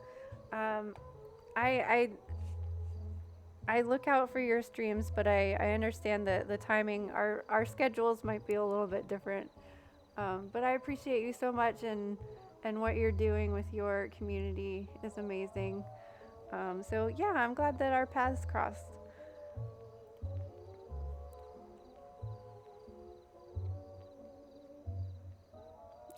Hoaxsters, there are a lot of mushrooms in the coloring page. Oh yeah, if anybody would like to join Hoaxsters in coloring our special one-of-a-kind Wonderland coloring page, use this link right here and print it out if you have access to a printer. I suppose you could color it digitally too. I haven't considered that, but yeah, that would be fun.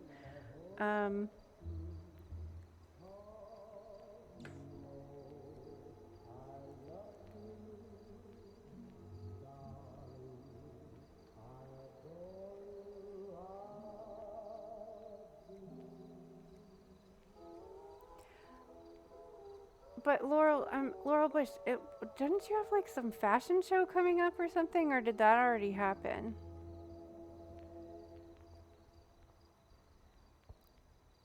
A local clothing. Oh, so this is like a regular event thing.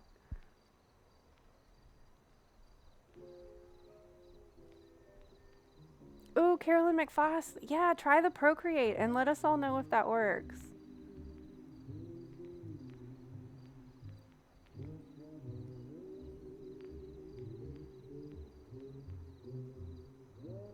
Oh, in September. Okay.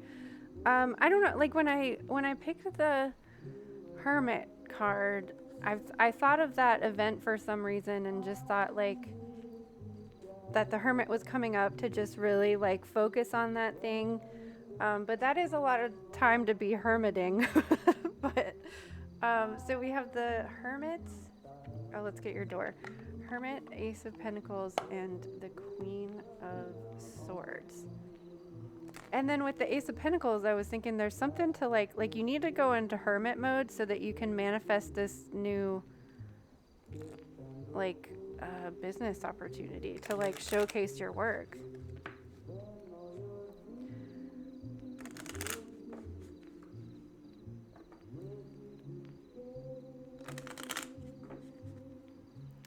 Yes, Virgo is also the hermit. Good point. They're both new, but we're already talking about planning another clothing swap later too. It's getting surprise word of mouth. That's great.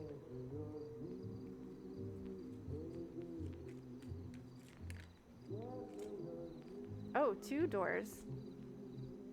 Ooh, this is interesting. Look at these 2 doors. One is silent skill. I challenge you to unpack your mind. The meditation's grace the soul can unwind. Breathe in, breathe out, let go of doubt. Awesome, Carolyn McFox. The other door is the Odyssey. Take in the beauty of country lands and botany. Explore the wonder like a gypsy traveler's odyssey. Okay, this totally makes me think of the clothing swap.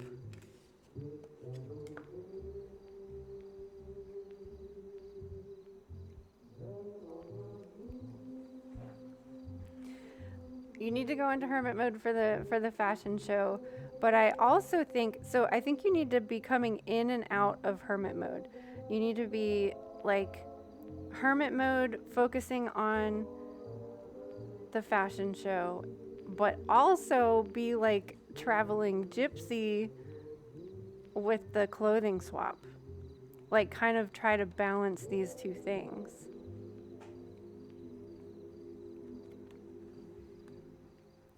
I don't know. That's what I'm seeing. Just because the 2 doors popped out, I don't think it's like an either or, like pick one or the other. I think that like these 2 paths are leading to this Ace of Pentacles. Oh, have a good night, Carolyn.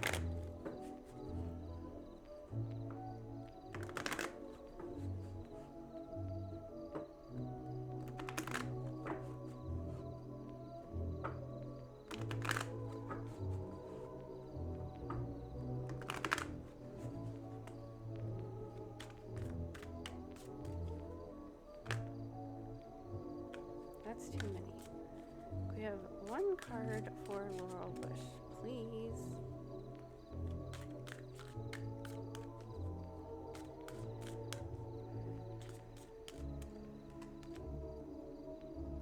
Interesting. This is the same card that Hoaxsters got, and it came up in reverse for Hoaxsters too, right? I don't think you were here at that time though, so we'll leave this.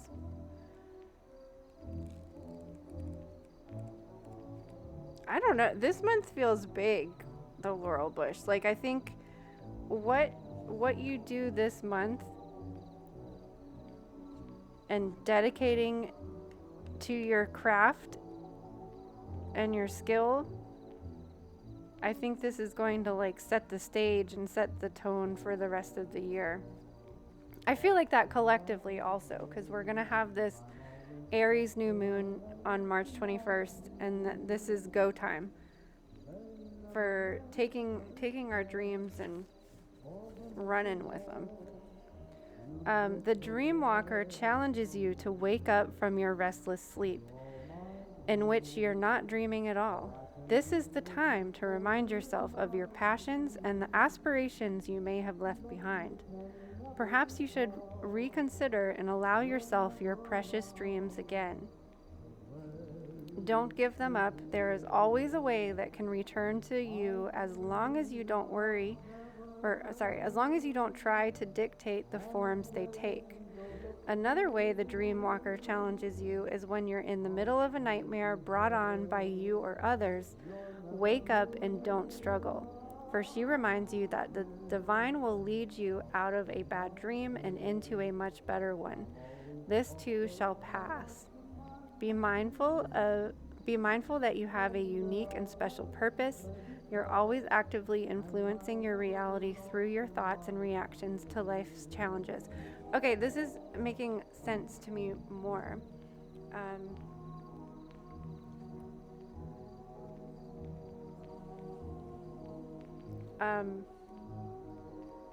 You gotta go into hermit mode for this thing when you hit an obstacle or a dead end with one thing. Focus on the other and then come back to this thing. Because it's only like temporary setbacks. So you can focus on this one. Don't allow yourself to worry about the other one. And then things will fall into place and you're coming back. So like we try to control everything in our life, but sometimes we have to let like spirit guide us in different directions. Like, you know, when sometimes things don't work out, it's because this other thing is going to work out, you know, like it just causes you to change gears for a little bit and then you're like, oh, this is actually better.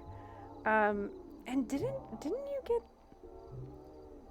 get, I don't know if it was you who recently got a message, which would make a perfect explanation if I could remember it, or analogy to like when you're like applying for a job and you're so excited about it and you're like, oh, this is going to be the perfect job ever, and then you don't get the job, but then like something even better and more perfect like shows up and you land it and it like ends up being better. You know, like what if you get thrown off track, like it's because something better is on the other side. And I kind of see that with the Queen of Swords. You have to like use your discernment and not let things, any obstacles like bother you. Just take them as lessons, learn from it, and readjust your crown and keep going. So go with the flow, kind of like an easier way to say all this would be go with the flow. Don't fight the current. Just keep swimming.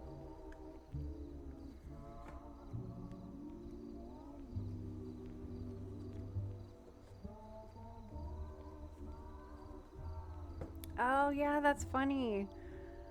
So you ended up buying a house because you couldn't find an apartment. That's right. Let's see these doors again. They're pretty cool.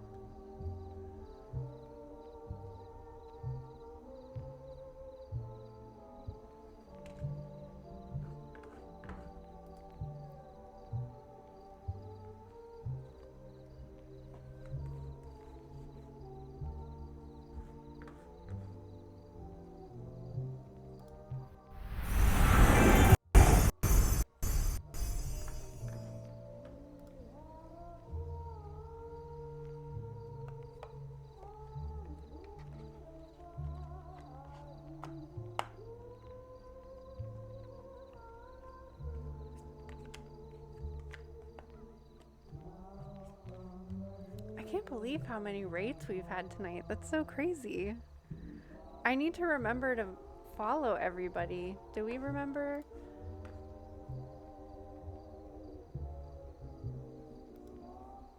Oh, I can't click on it.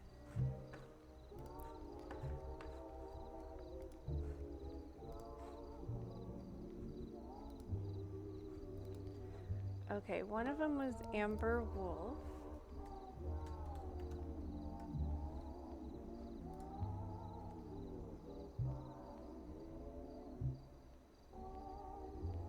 Wait, was it spelled different? That doesn't look right. Oh, wolf is spelt with an O.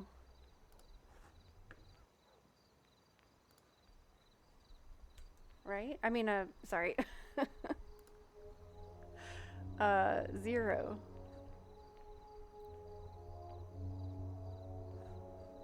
Yes, okay, we're following did everybody follow Amber Wolf?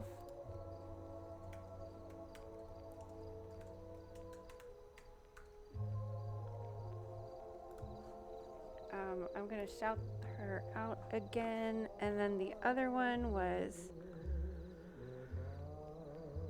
Arsel. I don't know if I'm pronouncing that correctly, but let's go do that. I just don't want to forget. Wait, Arsenal? What? I'm like going back and forth. A-R-E... SEL17.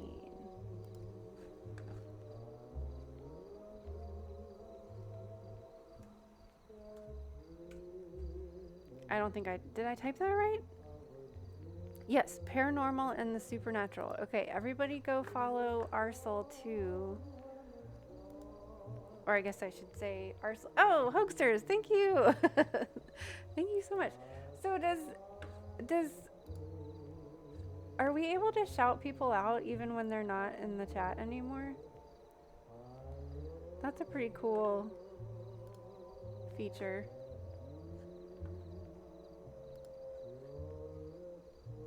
Because I feel like you used to not be able to. Going with the flow with your team, but I'm impressed how much we work together so well so far. That's amazing. So I don't know. I was just getting the fact that you were gonna have to like go back and forth between these two things, that like allow that to just like flow. Like if something's not working, I don't know why I just keep feeling like I need to reiterate this message. Like if something goes, I don't want to say wrong, if there's an obstacle with one, just focus on the other one, come back to the other one. Like just let things like roll off your shoulders and go with the flow. I don't know why I feel like I need to like reiterate that over and over again. You guys, Grimlekin's Curious Cat Tarot. Did you guys watch my YouTube video of the unboxing of this one? Well, it was this one and those other two decks. The Spirit Medicine. Because I read the guidebook and I learned more information about it. You did, you love it. It was just so interesting that like this person's not even a MJ Cullinan's not even a cat person, and well, let me just read it because I didn't read it in the video either. So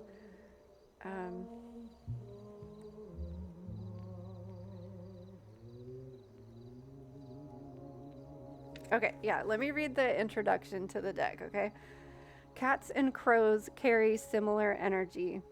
They both remember positive and negative human interactions, and as a result, you will either have a friend for life or a mortal enemy.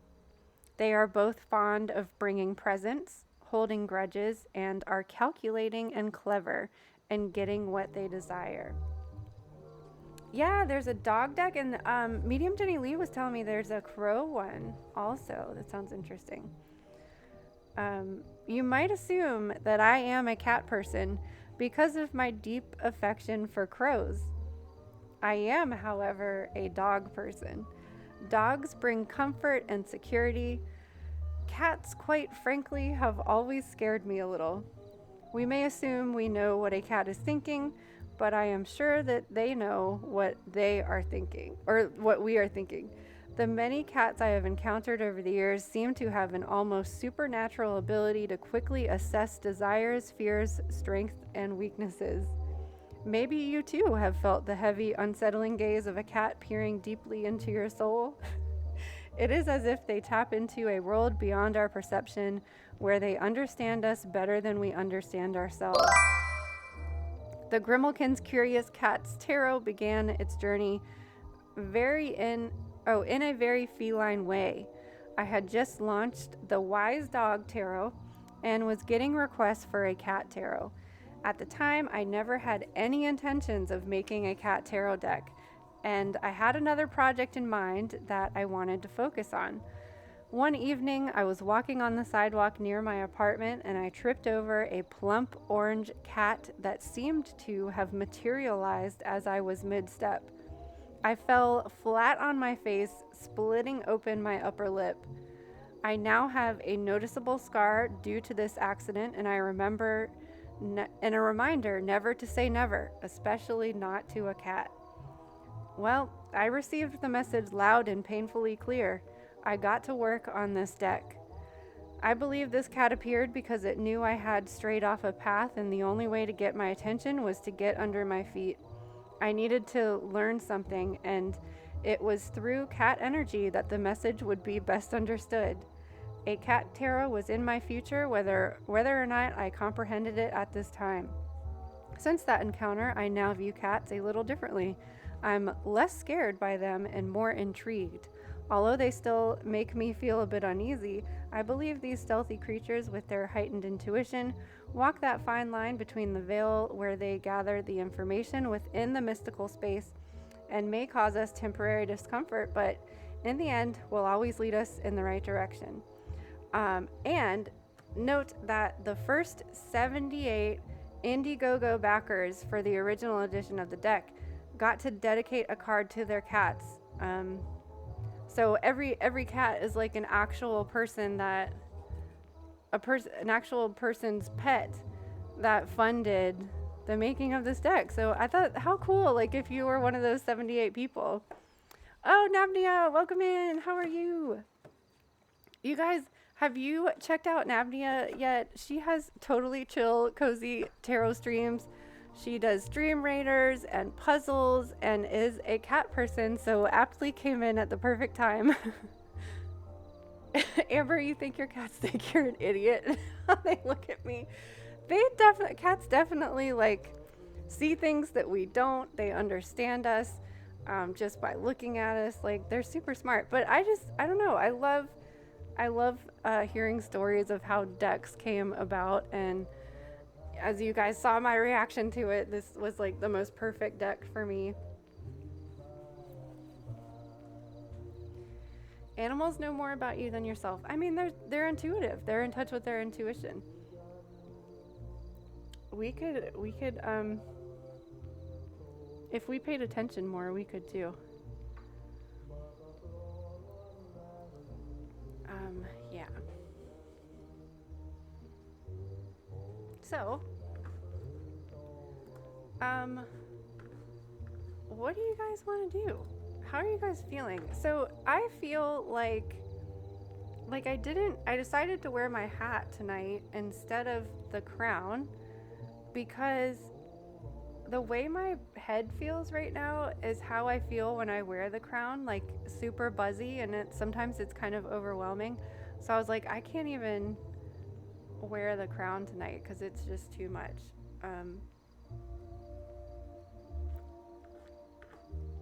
But I wouldn't necessarily say it's bad energy. It's just like a lot of energy.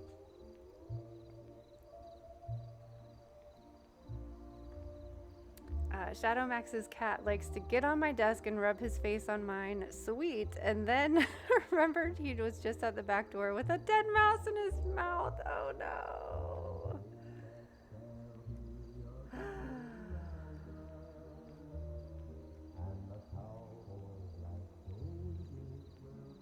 Amber was buzzy yesterday, and today I feel a tired crab with anxiety. Well, Amber, I was looking at your chart earlier, because I was gonna use Hoagster's birth chart as a guinea pig for the AstroSeek transit chart generator. But he has pretty good aspects to the moon right now, and they're pretty low key and like easygoing. So I took a look at yours and I was like, oh, Amber might be having a time. Have you looked at your AstroSeek chart, Amber? Oh, interesting. I just noticed the house it's in too.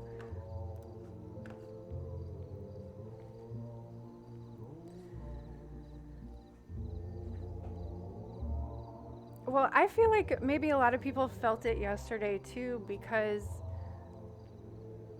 it was technically full at 7 o'clock this morning, Eastern Standard Time. So in a way, we were closer to it last night than we are right now. So it's in your 10th house, Amber, and it is squaring your Sun and Venus. So relationships,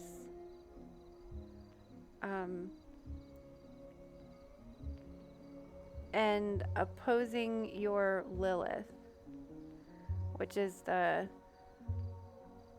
dark feminine, rebellious feminine energy. But it's sextiling your moon and Mars. So I've been really just focusing on the positive aspects. So sextiling your moon, so your Scorpio, Virgo. How does, like, think about like what Virgo and Scorpio energy combined can do positively, or sextiling your Mars, also both Scorpio, Scorpio. So how does Virgo interact with Scorpio, and what does that mean for you? So how you take action and how you feel. So this is pretty significant for how you're feeling. If you want to feel good, how do you, like,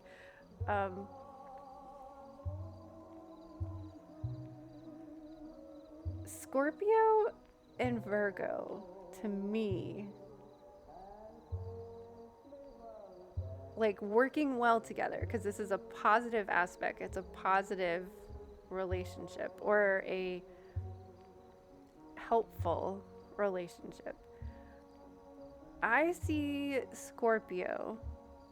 Well, first of all, we see Scorpio as being the magnet, like, thing. We're just drawn to that Scorpio energy, and you can't really describe it, you can't really explain it. And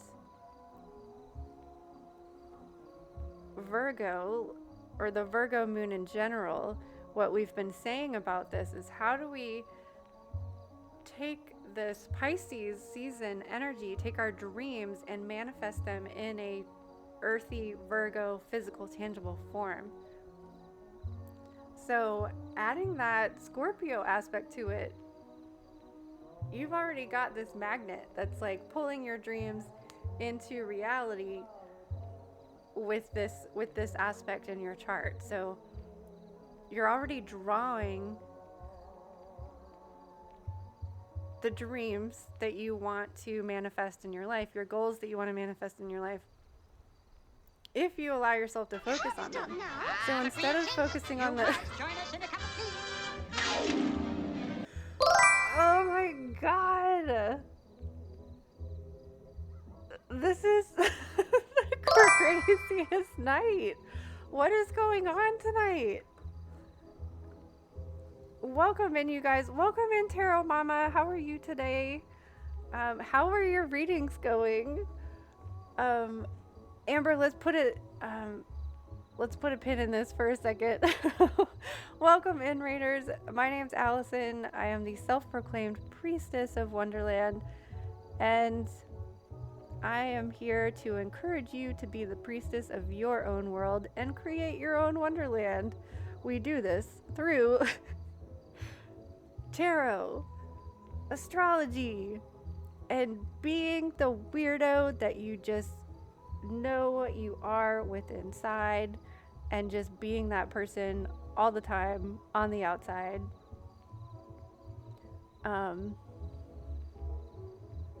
Welcome to Wonderland. We're all mad here. I'm feeling a little bit crazy this evening, and we've had a lot of raids tonight. Lots of new friends hanging out here. This is Gizmo. And then we also have our squirrel named Bestie, who recently reincarnated as a raccoon, but he wants to be a squirrel. He used to be a ghost. Now he's a raccoon that wants to be a squirrel. Readings went well. Just survived this moon. It seemed like, I remember you mentioning in the class the other night that the energy was feeling a little crazy. Lots of things coming to the surface. Well, I hope that you get some time to reflect on what this means for you. We've had clear skies where I am, so maybe you can go out and look at the moon and reflect on the moon, and maybe that'll bring some clarity. So that's the problem, Carly. He was a ghost. Um, and I saw a lot of other people using the ghost avatar, and some of them were mediums, so like it made sense for a medium to have a ghost. Um, and I really, really, really wanted to change him to a squirrel, but they only have like five. So it's a ghost, a raccoon, a rabbit slash turtle hybrid. Like it's a rabbit with a turtle shell, and then an alien, but like the alien from the movie Alien, and a raccoon. So I chose the raccoon because I was like, that's kind of like a squirrel. So I think they're just a really small company, and just don't have that many avatars yet. Um, yeah, I don't know. Like I saw everybody who was using this program. It's Pando is the name of it, and like everybody was using the ghost, and I was like, well, I don't want to have the same ghost as everybody else, but Curiouser um, and curiouser. yeah. Jeffrey the Seer, thank you so much for following. Welcome to Wonderland. I guess I'm just gonna play this video again. I'll be right back.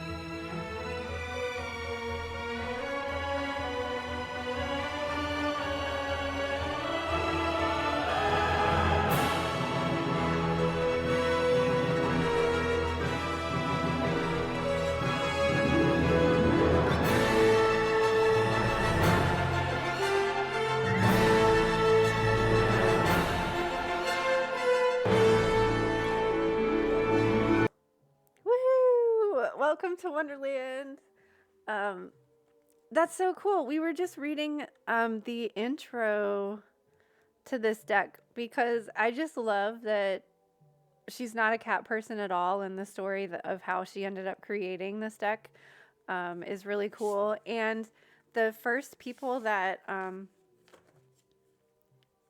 like supported the project got to put their own cats like in the images, which I thought was really cool. And she mentions in here that she has a dog one.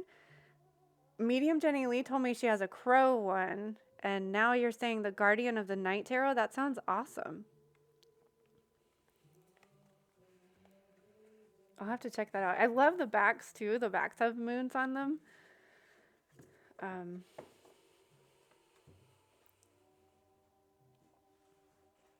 oh yeah, yeah, yeah. So the Pando also has a cat, but I felt like that would be a disservice to my cats if I had a pretend cat. Because Odin likes to be on stream sometimes, and so does Athena. So I don't know. It felt silly. I just went with the raccoon, and we can pretend that he's a squirrel. Because we decided that squirrel energy is the spirit animal of Wonderland energy. Um, oh my gosh, it has owls on it. Is that what the Guardian of the Night? Oh my gosh, I'm gonna have to look at it. I have a thing for owls too. Have I ever told you guys my owl story? I guess I should because we don't have anybody in the queue right now. Um, so we're just hanging out talking anyways. Oh wait, I had to finish my thing. What I was telling Amber about how do we figure out how to have a relationship with Virgo energy and Scorpio energy. And I think this is going to help you, yeah, focus and organize your dreams. And I think just by like envisioning them and thinking about them, Scorpio will just draw it in. So you could almost, I feel like Amber, you could almost use this moon like you would a new moon. Like, what do you want to draw in? So think about the things that you want to magnetize to yourself, because that, what was it? It was your Mars and your moon. So think about how you want to feel if you were to accomplish your dreams. Like, what would it feel like? And then how would you take action on them, because that's Mars. So Mars and moon in Scorpio plus the Virgo moon, I feel like just by dreaming of your dreams and envisioning them, instead of focusing on what's making you stressed out, will help you manifest them into reality.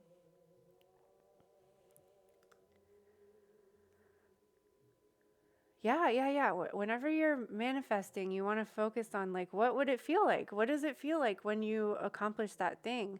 So that you can like physically feel that sensation, and like you're more in alignment with that thing.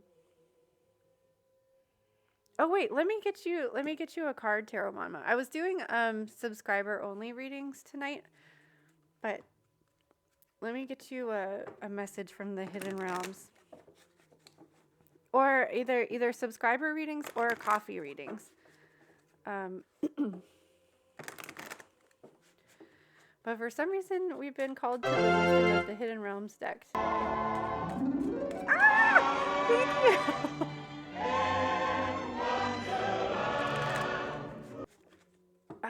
Okay, so what, wait, let me see what your question was.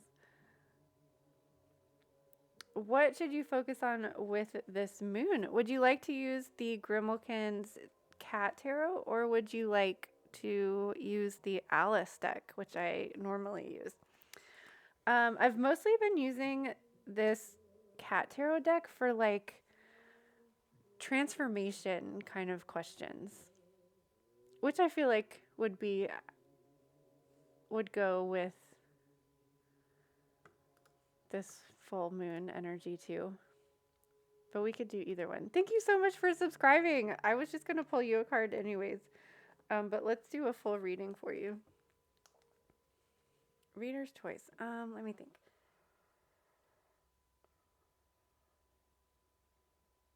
Yeah, I don't know. I mean, we were talking about this deck anyways, so let's go for it. All right, what?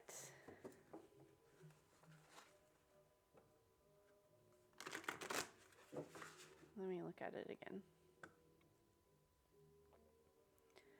What should I focus on with this moon? We could look at your birth chart too, if that might help you. That's what we were just talking about with Amber. Or we can, did we get that link added as a command? I don't remember what it was.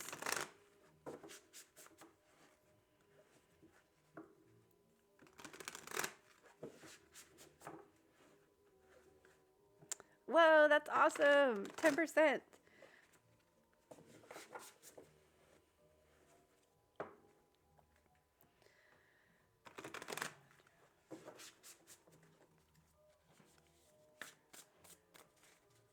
What does Tarot Mama need to know about this moon?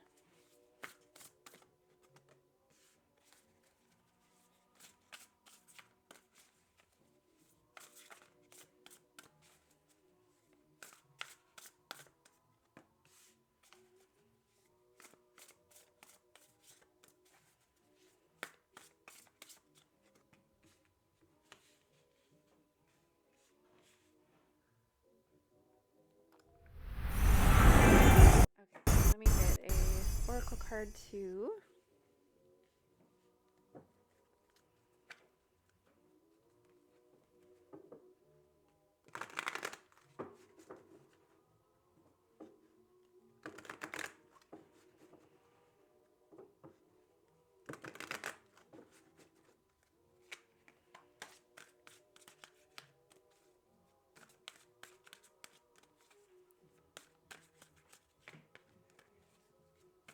this one.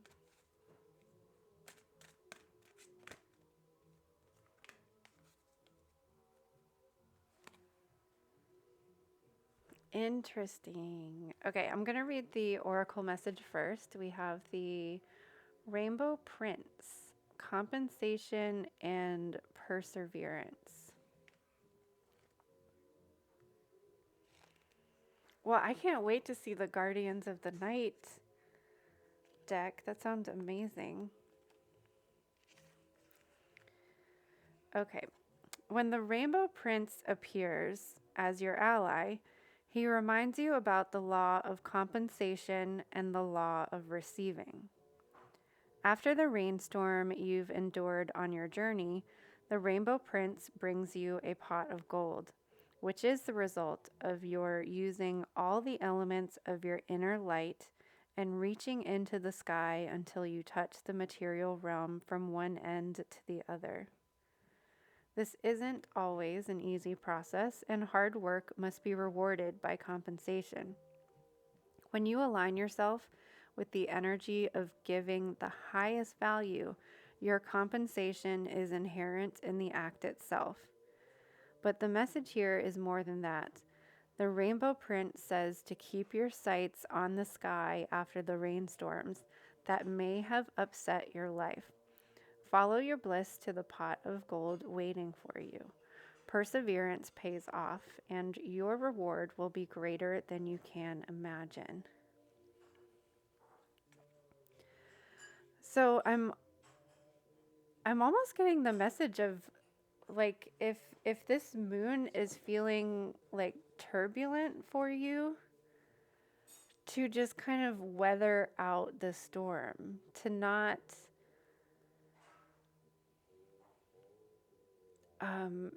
put too much worry or if you're feeling anxious or overwhelmed about the energy that's here today, like remind yourself that we move into Libra tomorrow, and that's totally different energy that's going to help us. It's Libra energy that's going to help us balance things out. The scale, like if things are feeling like your scales are like wobbling back and forth, that like tomorrow they might start to even out with Libra. We might even move into Libra sometime this evening, and things will kind of start to settle down. And I think with the King of Pentacles here, you're being asked to like plant your feet, like connect, like plant your feet, get grounded, connect to the earth, allow yourself to stabilize. And the Seven of Wands here, I'm kind of feeling like don't focus on what anybody else is doing. You can only focus on you. Don't look at what everybody else is doing over here. Just plant your feet firmly on the ground, weather out this Virgo energy and this Saturn transition. Actually, you know what, the image that I'm getting, because we're in Pisces season and there's a whole lot of like water energy going on right now too, and we're moving from Saturn's moving into Pisces, and the imagery that I get with that is like when you're like standing on the ocean on like but you're standing on the beach and like you're planted your feet, like allowing the waves to like wash up over them, and eventually your feet kind of like start sinking in. So just like allow the waves to like flow over your feet and recede back, and with every time the waves come back and forth, your feet are being more firmly planted in the earth, and they kind of get stuck there, and they're hard to move. I feel like just kind of like plant yourself and like allow this energy to shift and change all around you, and that you might already just be in the midst of like this transformation already, with the Death card here as the last one. Like, you knew the transformation was coming. it's here, now we're here, and it's kind of like, oh no. But like don't let it get you down. Know that there's going to be a rainbow on the other side of this. And man, the transition from Virgo to Libra is one of my favorite transitions. I might say that about all of the transitions, but Libra season, like think about Libra season, it's fall and there's beautiful colors everywhere. The air is crisp, the breeze is nice. It's just like so refreshing. So like we're about to shift into Libra, or the moon's about to shift into Libra tomorrow, and remember the moon reflects our emotions. So tomorrow you're going to be feeling more balanced, and we're also given this opportunity to balance everything out when the moon's in Libra. Like whatever you've been neglecting, you're able dedicate time to that thing that you're neglecting. Or if you've been overindulging in something, then kind of lay off of it a little bit. But I think maybe everything is just happening around you. Like if you're the King of Pentacles, allow yourself to be the King of Pentacles. Sit in your throne, enjoy the things that you have gratitude for the things that you have. Don't worry what everybody else is doing. You are going through this transformation for the better, and it's going to be a beautiful rainbow and a pot of gold on the other side. Virgo sun, Leo moon, and Cap rising. That's a lot of earth energy, but then there's fire in the middle too.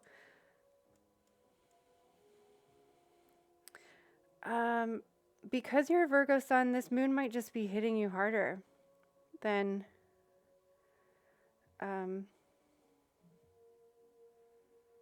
I'd be happy to look at your birth chart to see, or wait, let me get the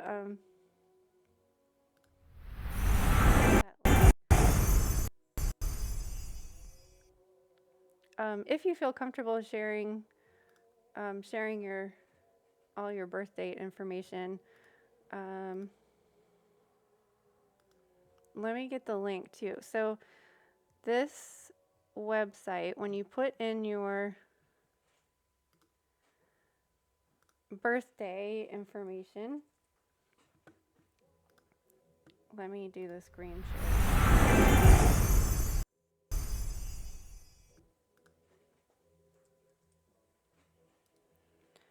So this website, when you put in your birthday information, it will bring up this retrograde stationary planet.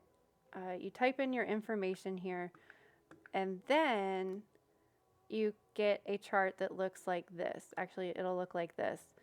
And this is a transit chart for all of the retrogrades and for the year 2023.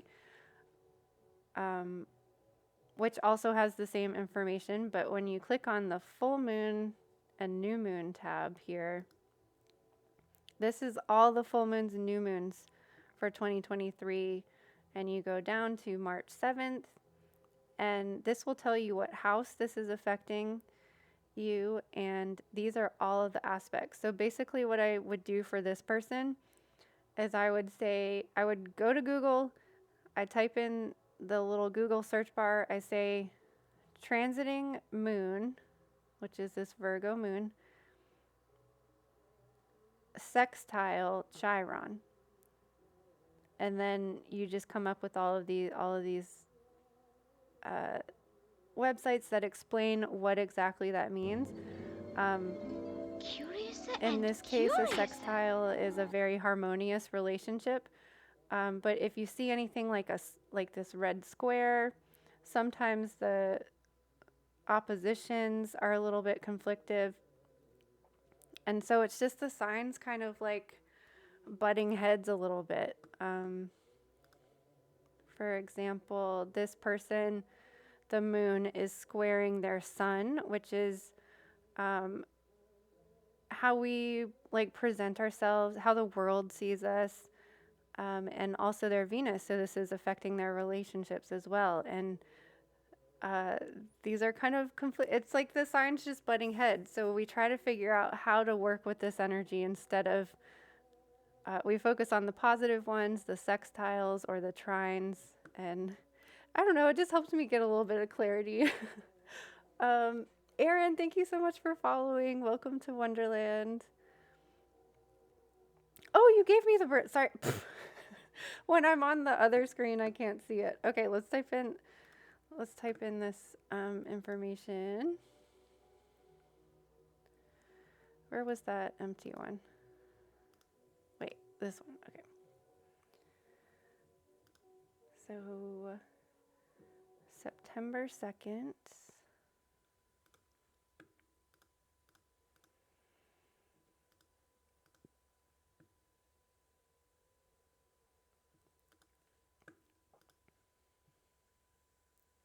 $4:30 p.m.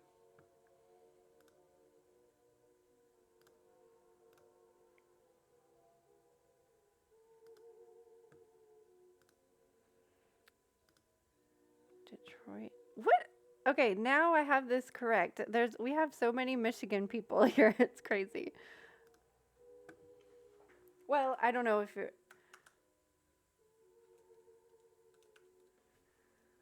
I don't know if you currently live here. What is your you can whisper me if you want what your current city is.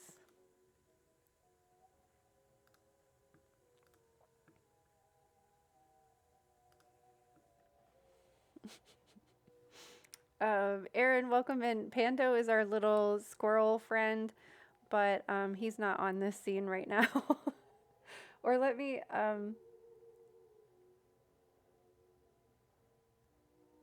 okay.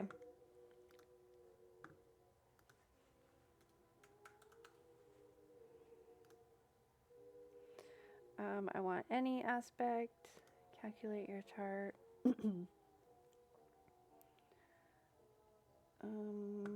Full moons and new moons. We go down to March 7th. Okay, so this is affecting your ninth house. So the moon is in your ninth house, and the ninth house is usually ruled by Sagittarius. And so it encompasses all that energy of Sagittarius of travel, adventure, the like on the search, this like never ending search for the truth. So this is also like education, learning.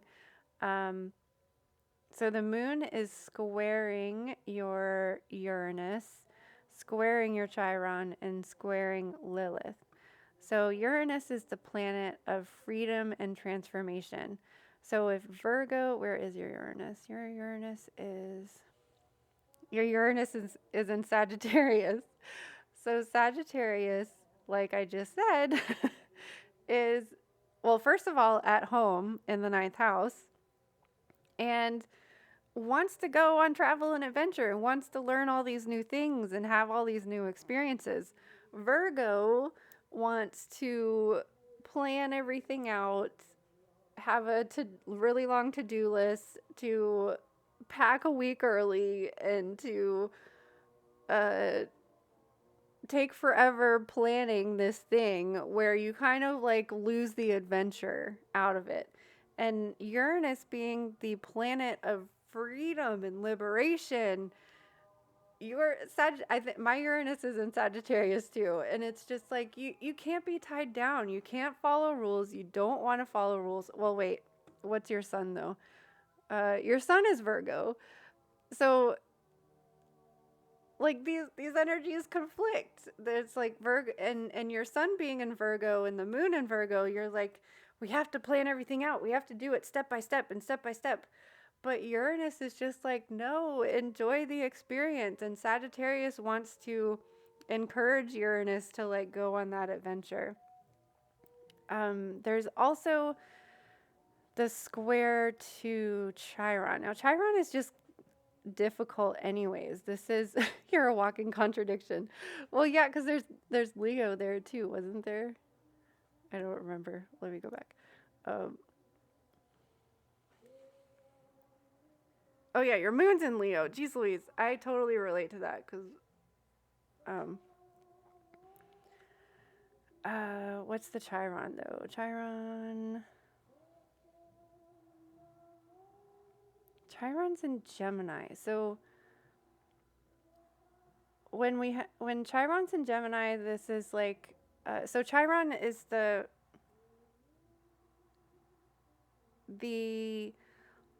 lessons that we have to like learn and overcome over and over and over again. Like Chiron is the wounded healer. So these are the lessons that probably cause us the most pain and difficulty, and but ends up being the thing that like saves us and heals us.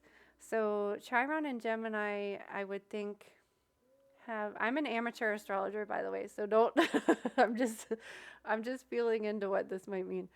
Um, Chiron and Gemini might have to do with like ways of expressing yourself, like verbally, and communication, because Gemini is ruled by Mercury. So maybe overcoming obstacles, or even like, I don't know, like public speaking, or like um, overcoming obstacles with communication is like in a nutshell what Chiron and Gemini would mean.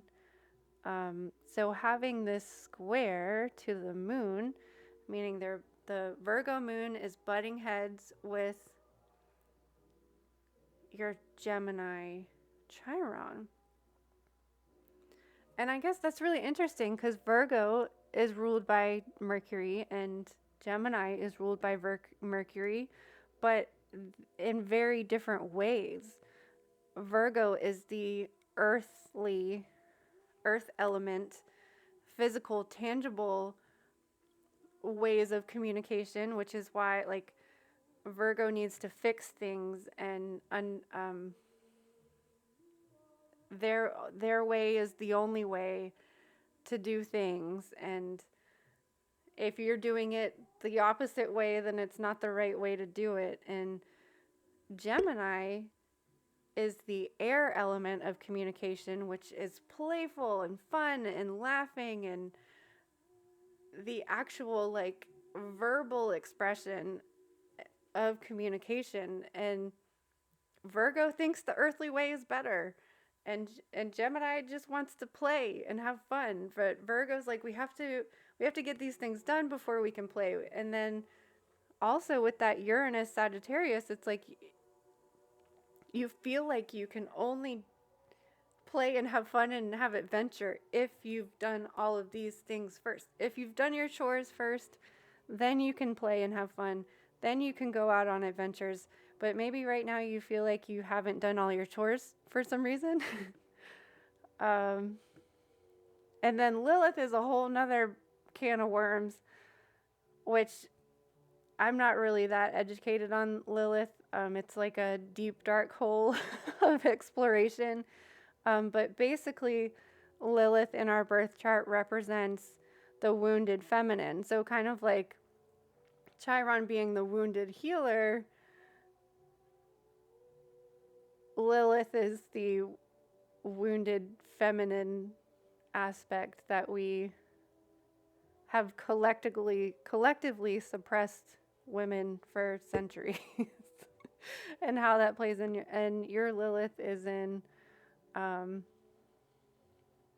Gemini also. Interesting. Where's your Venus? Libra. Oh, Libra. You're going to feel better tomorrow when we're in Libra. Your Venus is in Libra. Did any of this make sense? Dry sarcasm that people miss all the time.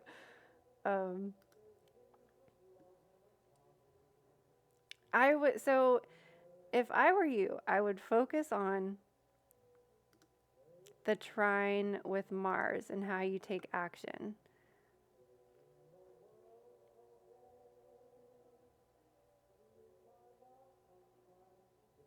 And Jupiter. I would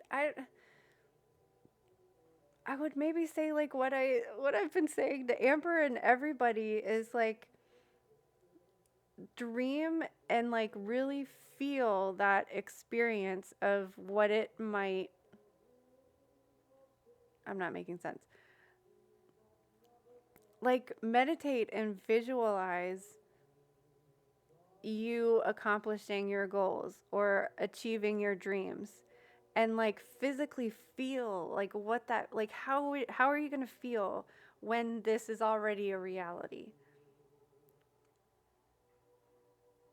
And then we're going to figure out how to make the plans, like almost work backwards. Like, okay, so we achieve our dreams, we get there, and you have that feeling, and like hold on to that feeling when you're making those plans and work backwards. Okay, so how did I get here? And then you get all the way back to step one while you're still holding on to that feeling and that experience, so that when you're making your plans, you're in that vibration and you're in alignment with it already being. Okay, totally makes sense. Thank goodness. I'm just like, I don't even know where these come from. Who knows where these thoughts come from?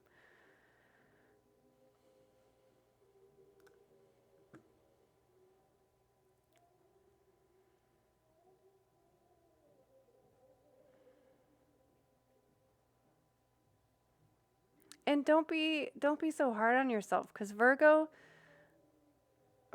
really hard on themselves.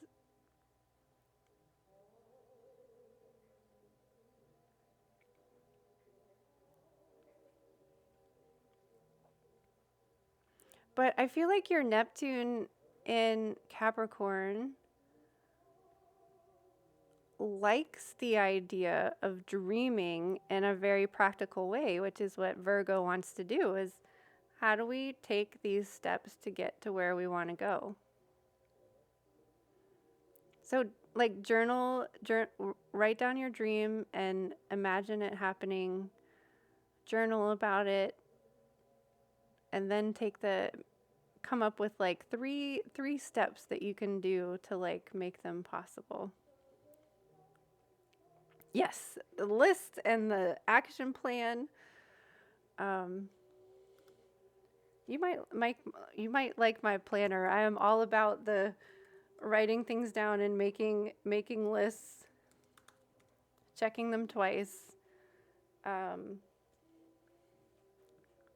and I do have a digital version as well, but the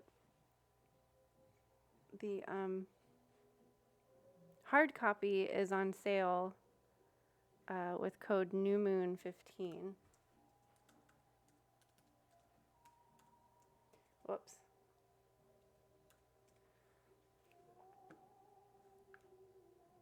Or there's a digital copy on my website. Is this a command?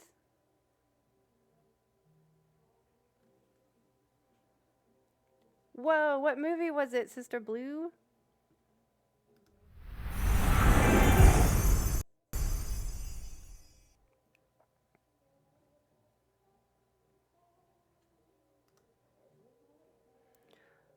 Do I not have a website command?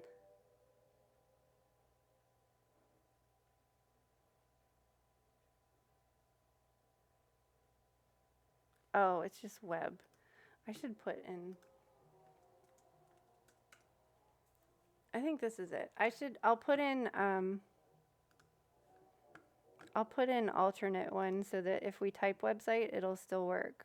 Wait, right? Yeah, advanced settings, command aliases, website. Okay.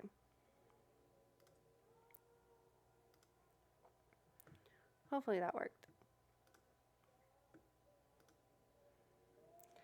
I swear, all this little squirrel thing does is eat and sleep.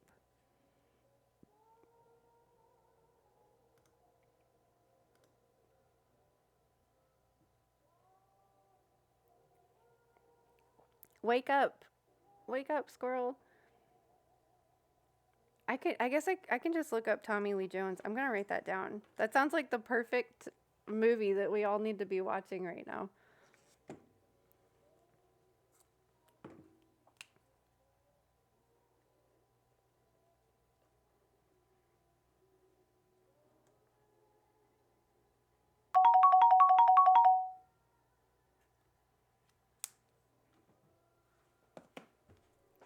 Oh yeah, we never picked out an animal for this evening. And thank you again, Tarot Mama, for bringing your community here. Oh my gosh. Rock, paper, scissors.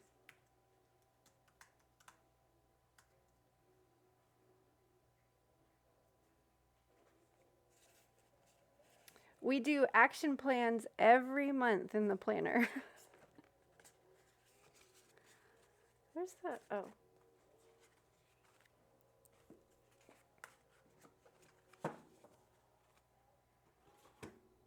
Action plans. Oh, hey, here's my coloring page from last night. So every month on the new moon, we do reflection on the previous moon cycle, how things worked out, how they didn't work out, how you can make improvements. Then you set new intentions for the next month, do a brain or mind mapping, and then we form action plans. And I usually do 3.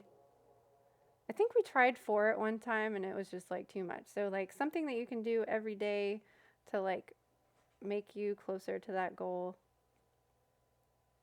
Action plans. Action shots.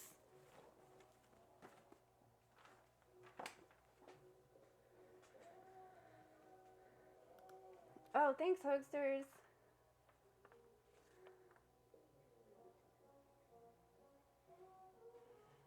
I guess I got a little carried away with the glitter. I'm gonna get glitter in my scanner now. Cause we're gonna make postcards of all of the coloring pages that we do. So Spirit told me to pick one of these cards like at the beginning of stream and I never did.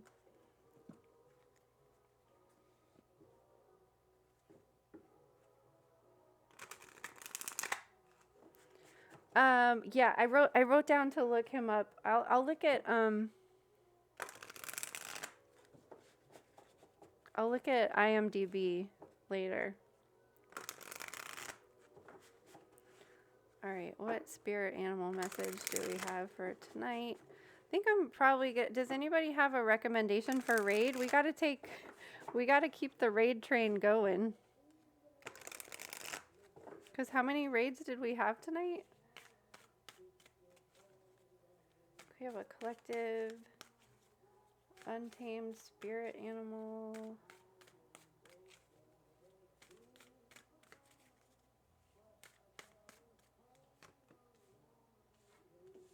Bull.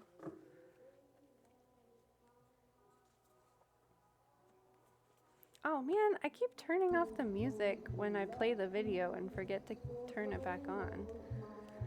I'm bebopping all alone over here. What? Why is this not? Oh, it's not in alphabetical order.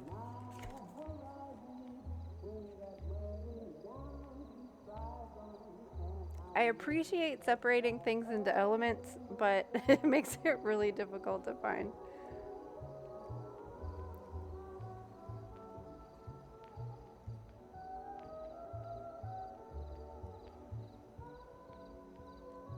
I can't.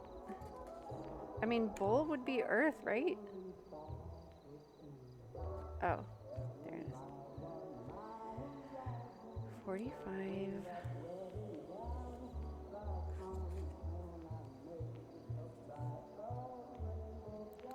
The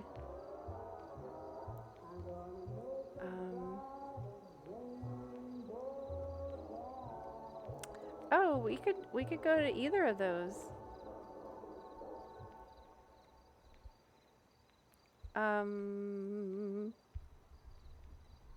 Let's read this message and then we can figure it out.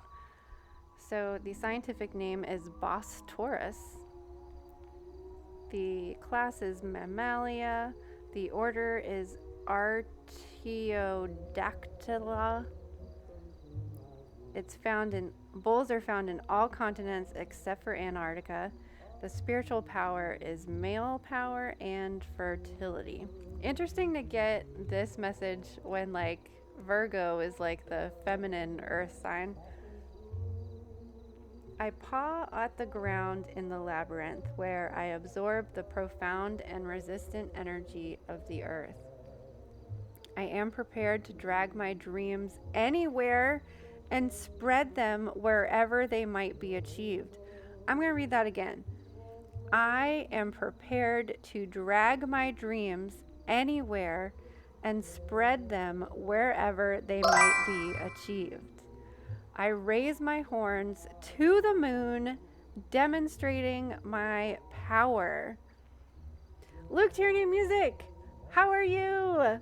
Welcome in. We are reading a collective message for this evening. How is your Virgo full moon? You guys, if you want to have a good time, go down to Luke Tierney Music stream to listen to some good tunes, have some metaphorical drinks, beverages with friends, and seriously have an awesome time in their stream. Definitely check them out. You keep hearing of this full moon, but I've yet to see it. I hear it is quite beautiful. I saw it last night, but I haven't had a chance to get out tonight. Hopefully I will after stream. Mine's usually overhead around now, so I should still be able to see it. Yeah, usually around 10 o'clock it's like right ahead, so I think I should be able to see it before I go to bed tonight. Okay, I'm gonna read this sentence for the third time because it's what we've been saying 5 million times this evening. I am prepared to drag my dreams anywhere and spread them wherever they might be achieved. I raise my horns to the moon, demonstrating my power. In the ancient Mediterranean, gods were often represented by a bull. Herds of bulls were depicted in the cave drawings of Altimeria. We can also find them in the bull cults of Antilonia, the myth of the bountiful Apis from Egypt, and the Minoan myth of the terrifying Minotaur. The animal was a lunar symbol of death and rebirth for the half-moon shape of its horns, as well as a symbol of the vital but dark and destructive force of the earth. The bull is connected to sovereignty. It helps manage one's power, but like all powerful creatures, it is often convinced it can do whatever it wants, even though it is sometimes helpful to doubt oneself or slow impulsive reactions. It embodies male energy, fertility, physical action, stubbornness, and firmness. It comes to the rescue in times of personal weakness, urging one to proceed. The bull smacks the earth with its hoof, shaking and awakening it. Whoa, the candle just went out like right as I finished that.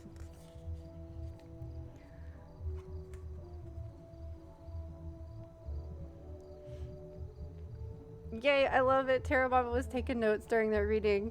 I mean, I don't see why you wouldn't. Hydrate. Hoaxers, I am out of the hydration. But instead of taking a break, I think we're just going to call it a night. Once we decide who we want to raid.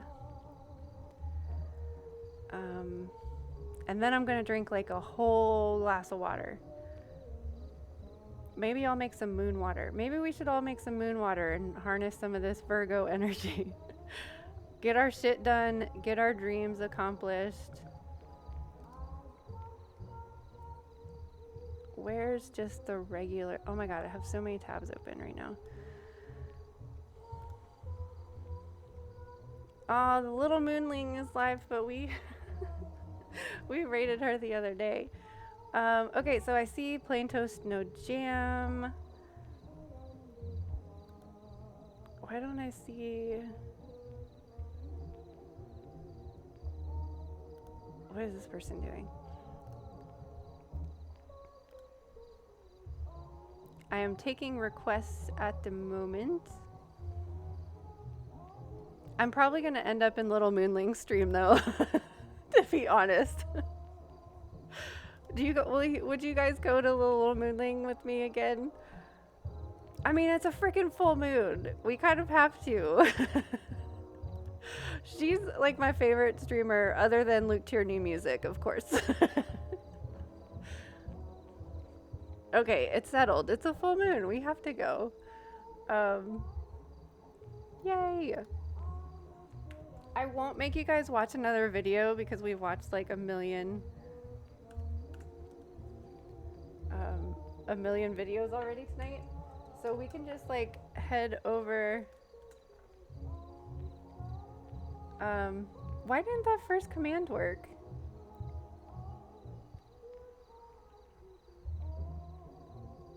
I mean, I would have to say Luke Tierney Music and the Little Moonling are the best music streamers on here. They're the ones that I'm always hanging out with. They're the most fun. I can't copy the... Oh, I didn't know that. Thanks for letting me know. Anyways, let's just raid over there. I'll take notes later.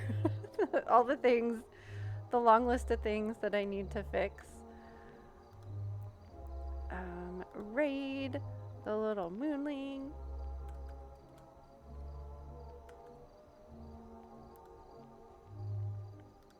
All right, holy crap. Thank you so much for an awesome full moon stream.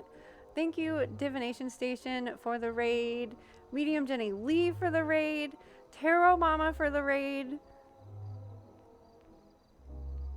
I don't know how to... Arsenal for the raid.